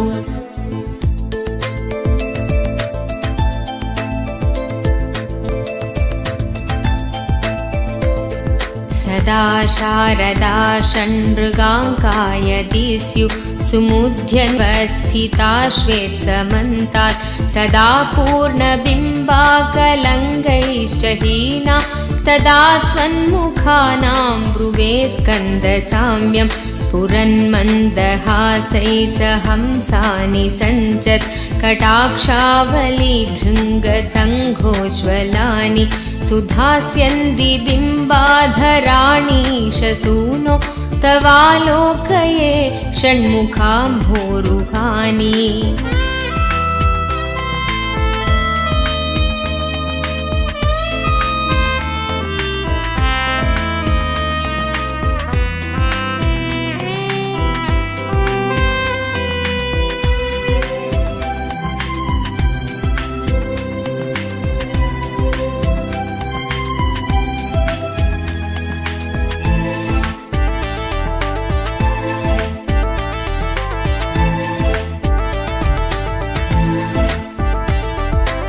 विशालेषु कर्णान्तदीर्घेष्वजस्रं दयास्यन्तिषु द्वादशस्वीक्षणेषु मयीषत्कटाक्षसकृत्पातितक्षित् भवेत्ते दयाशीलकानामहानि सुताङ्गोद्भवो मेऽसि जीवेति षड्घा जपन्मन्त्रमीशो मुदा जिघ्रते यात् जगद्भारमृद्भ्यो जगन्नाथ तेभ्यः किरीटोज्ज्वलेभ्यो नमो मस्तकेभ्यः। ॐ नमो नित्यानन्द, ॐ नमो नित्यानन्द, ॐ नमो नित्यानन्द, ॐ नमो नमो। ॐ नमो नित्यानन्द, ॐ नमो नित्यानन्द, ॐ नमो नित्यानन्द।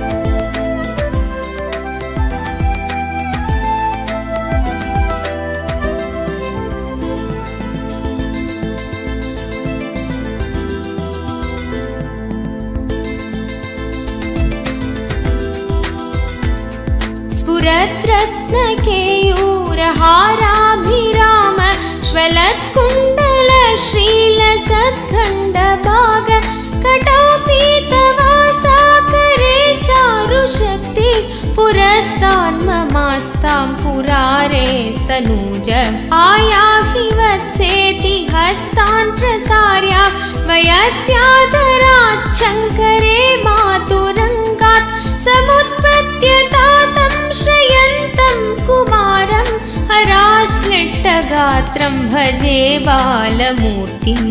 ॐ नमो नित्यानन्द, ॐ नमो नित्यानन्द, ॐ नमो नित्यानन्द, ॐ नमो नमो। ॐ नमो नित्यानन्द, ॐ नमो नित्यानन्द, ॐ नमो नित्यानन्द, ॐ नमो नमो।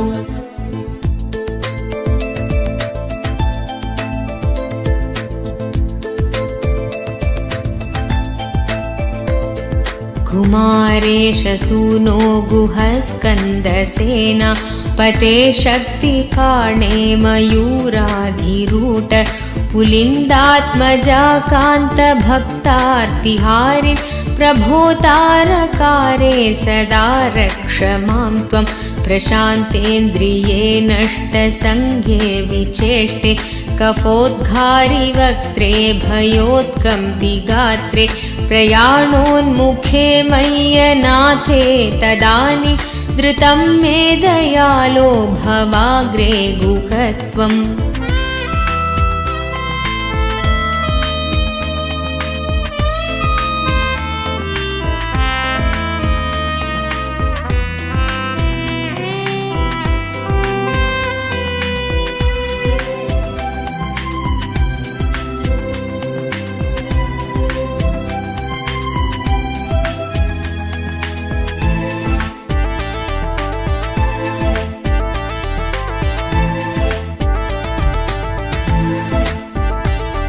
कृतान्तस्य दूतेषु चण्डेषु कोपा दृहच्चिन्धि भिन्दीति मां तर्जयत्सु मयूरं समारोह्य माभैरिति त्वं पुरश्शक्तिपाणिर्ममायाहि शीघ्रं प्रणम्यासकृत्पादयोस्ते पतित्वा प्रसाद्य प्रभो पार्थयेनेकवारं न वक्तुरानीं कृपाब्धे न कार्यान्तकाले मनागप्युपेक्षा। ॐ नमो नित्यानन्द, ॐ नमो नित्यानन्द, ॐ नमो नित्यानन्द, ॐ नमो नमो। ॐ नमो नित्यानन्द, ॐ नमो नित्यानन्द, ॐ नमो नित्यानन्द, ॐ नमो नमो।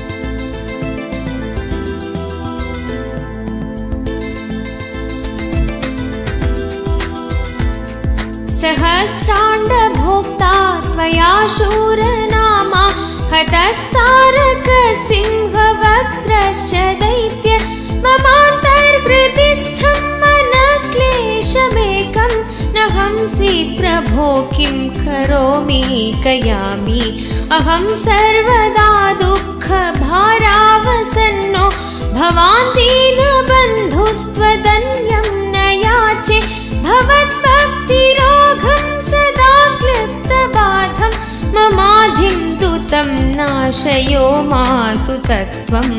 ॐ नमो नित्यानन्द ॐ नमो नित्यानन्द ॐ नमो नित्यानन्द ॐ नमो नमो ॐ नमो नित्यानन्द ॐ नमो नित्यानन्द ॐ नमो नित्यानन्द ॐ नमो नमो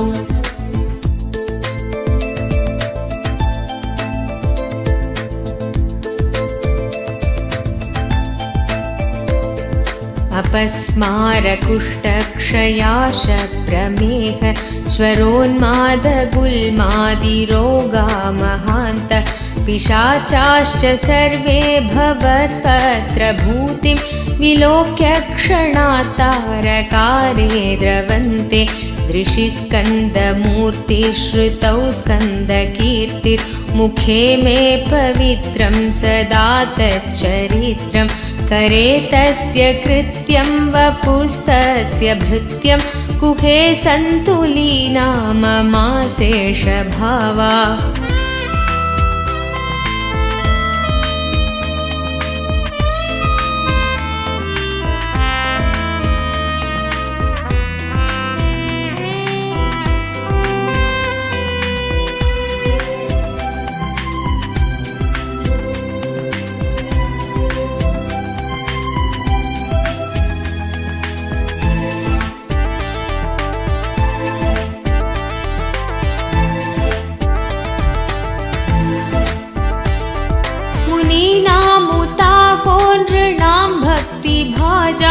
अभीष्टप्रदा सन्ति सर्वत्र देवा नृणामन्त्यजानामपि स्वार्थदाने गुहादेव मन्यं न जाने कलत्रं सुता बन्धुवर्ग पशुर्वा नरो वाथ नारी गृहे ये मदीया यजन्तो नमन्तस्तुवन्तो भवन्तं स्मरन्तश्च ते सन्तु सर्वे Kumar.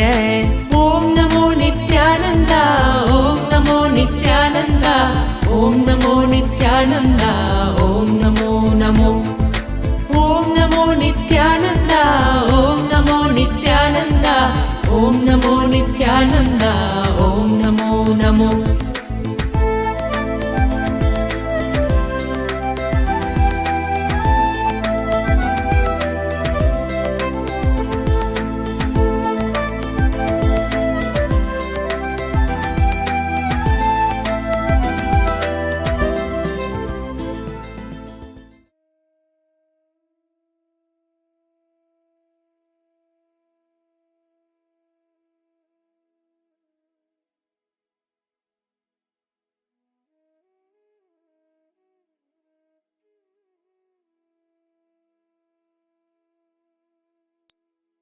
Nithyananda, you had such a beautiful darshan of Chandrasekhara Murti and Apatuttarana Murti, Gaudantika Murti, the forms of Paramashiva.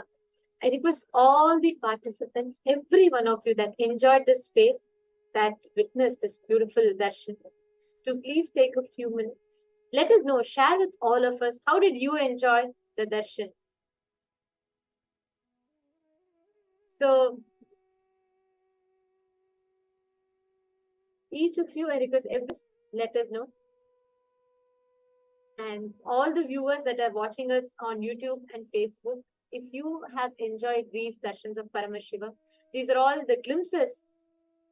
These are all just few glimpses from what all of us were blessed with in Mahaparamashivoham. You all, every one of you have an opportunity to have this darshan live in the presence of Swamiji with the two-way video conferencing, the Anandiksha. So, all of you that are enjoyed this darshan. We welcome everyone to join. If you would like to receive this darshan as live initiations, do not miss. Sign up to Paramashivam in the link that is projected for all of you, sksjp.org/contribute. Please sign up there, and you too can become a part of this beautiful happening. Our next Paramashivam is coming up. It's just round the corner. It's starting on the 9th of February. And be there and enjoy the Paramashivam celebrations. So we thank every one of you who joined today in the Facebook and YouTube, and we welcome you all to join us back again tomorrow for the next further events and programs.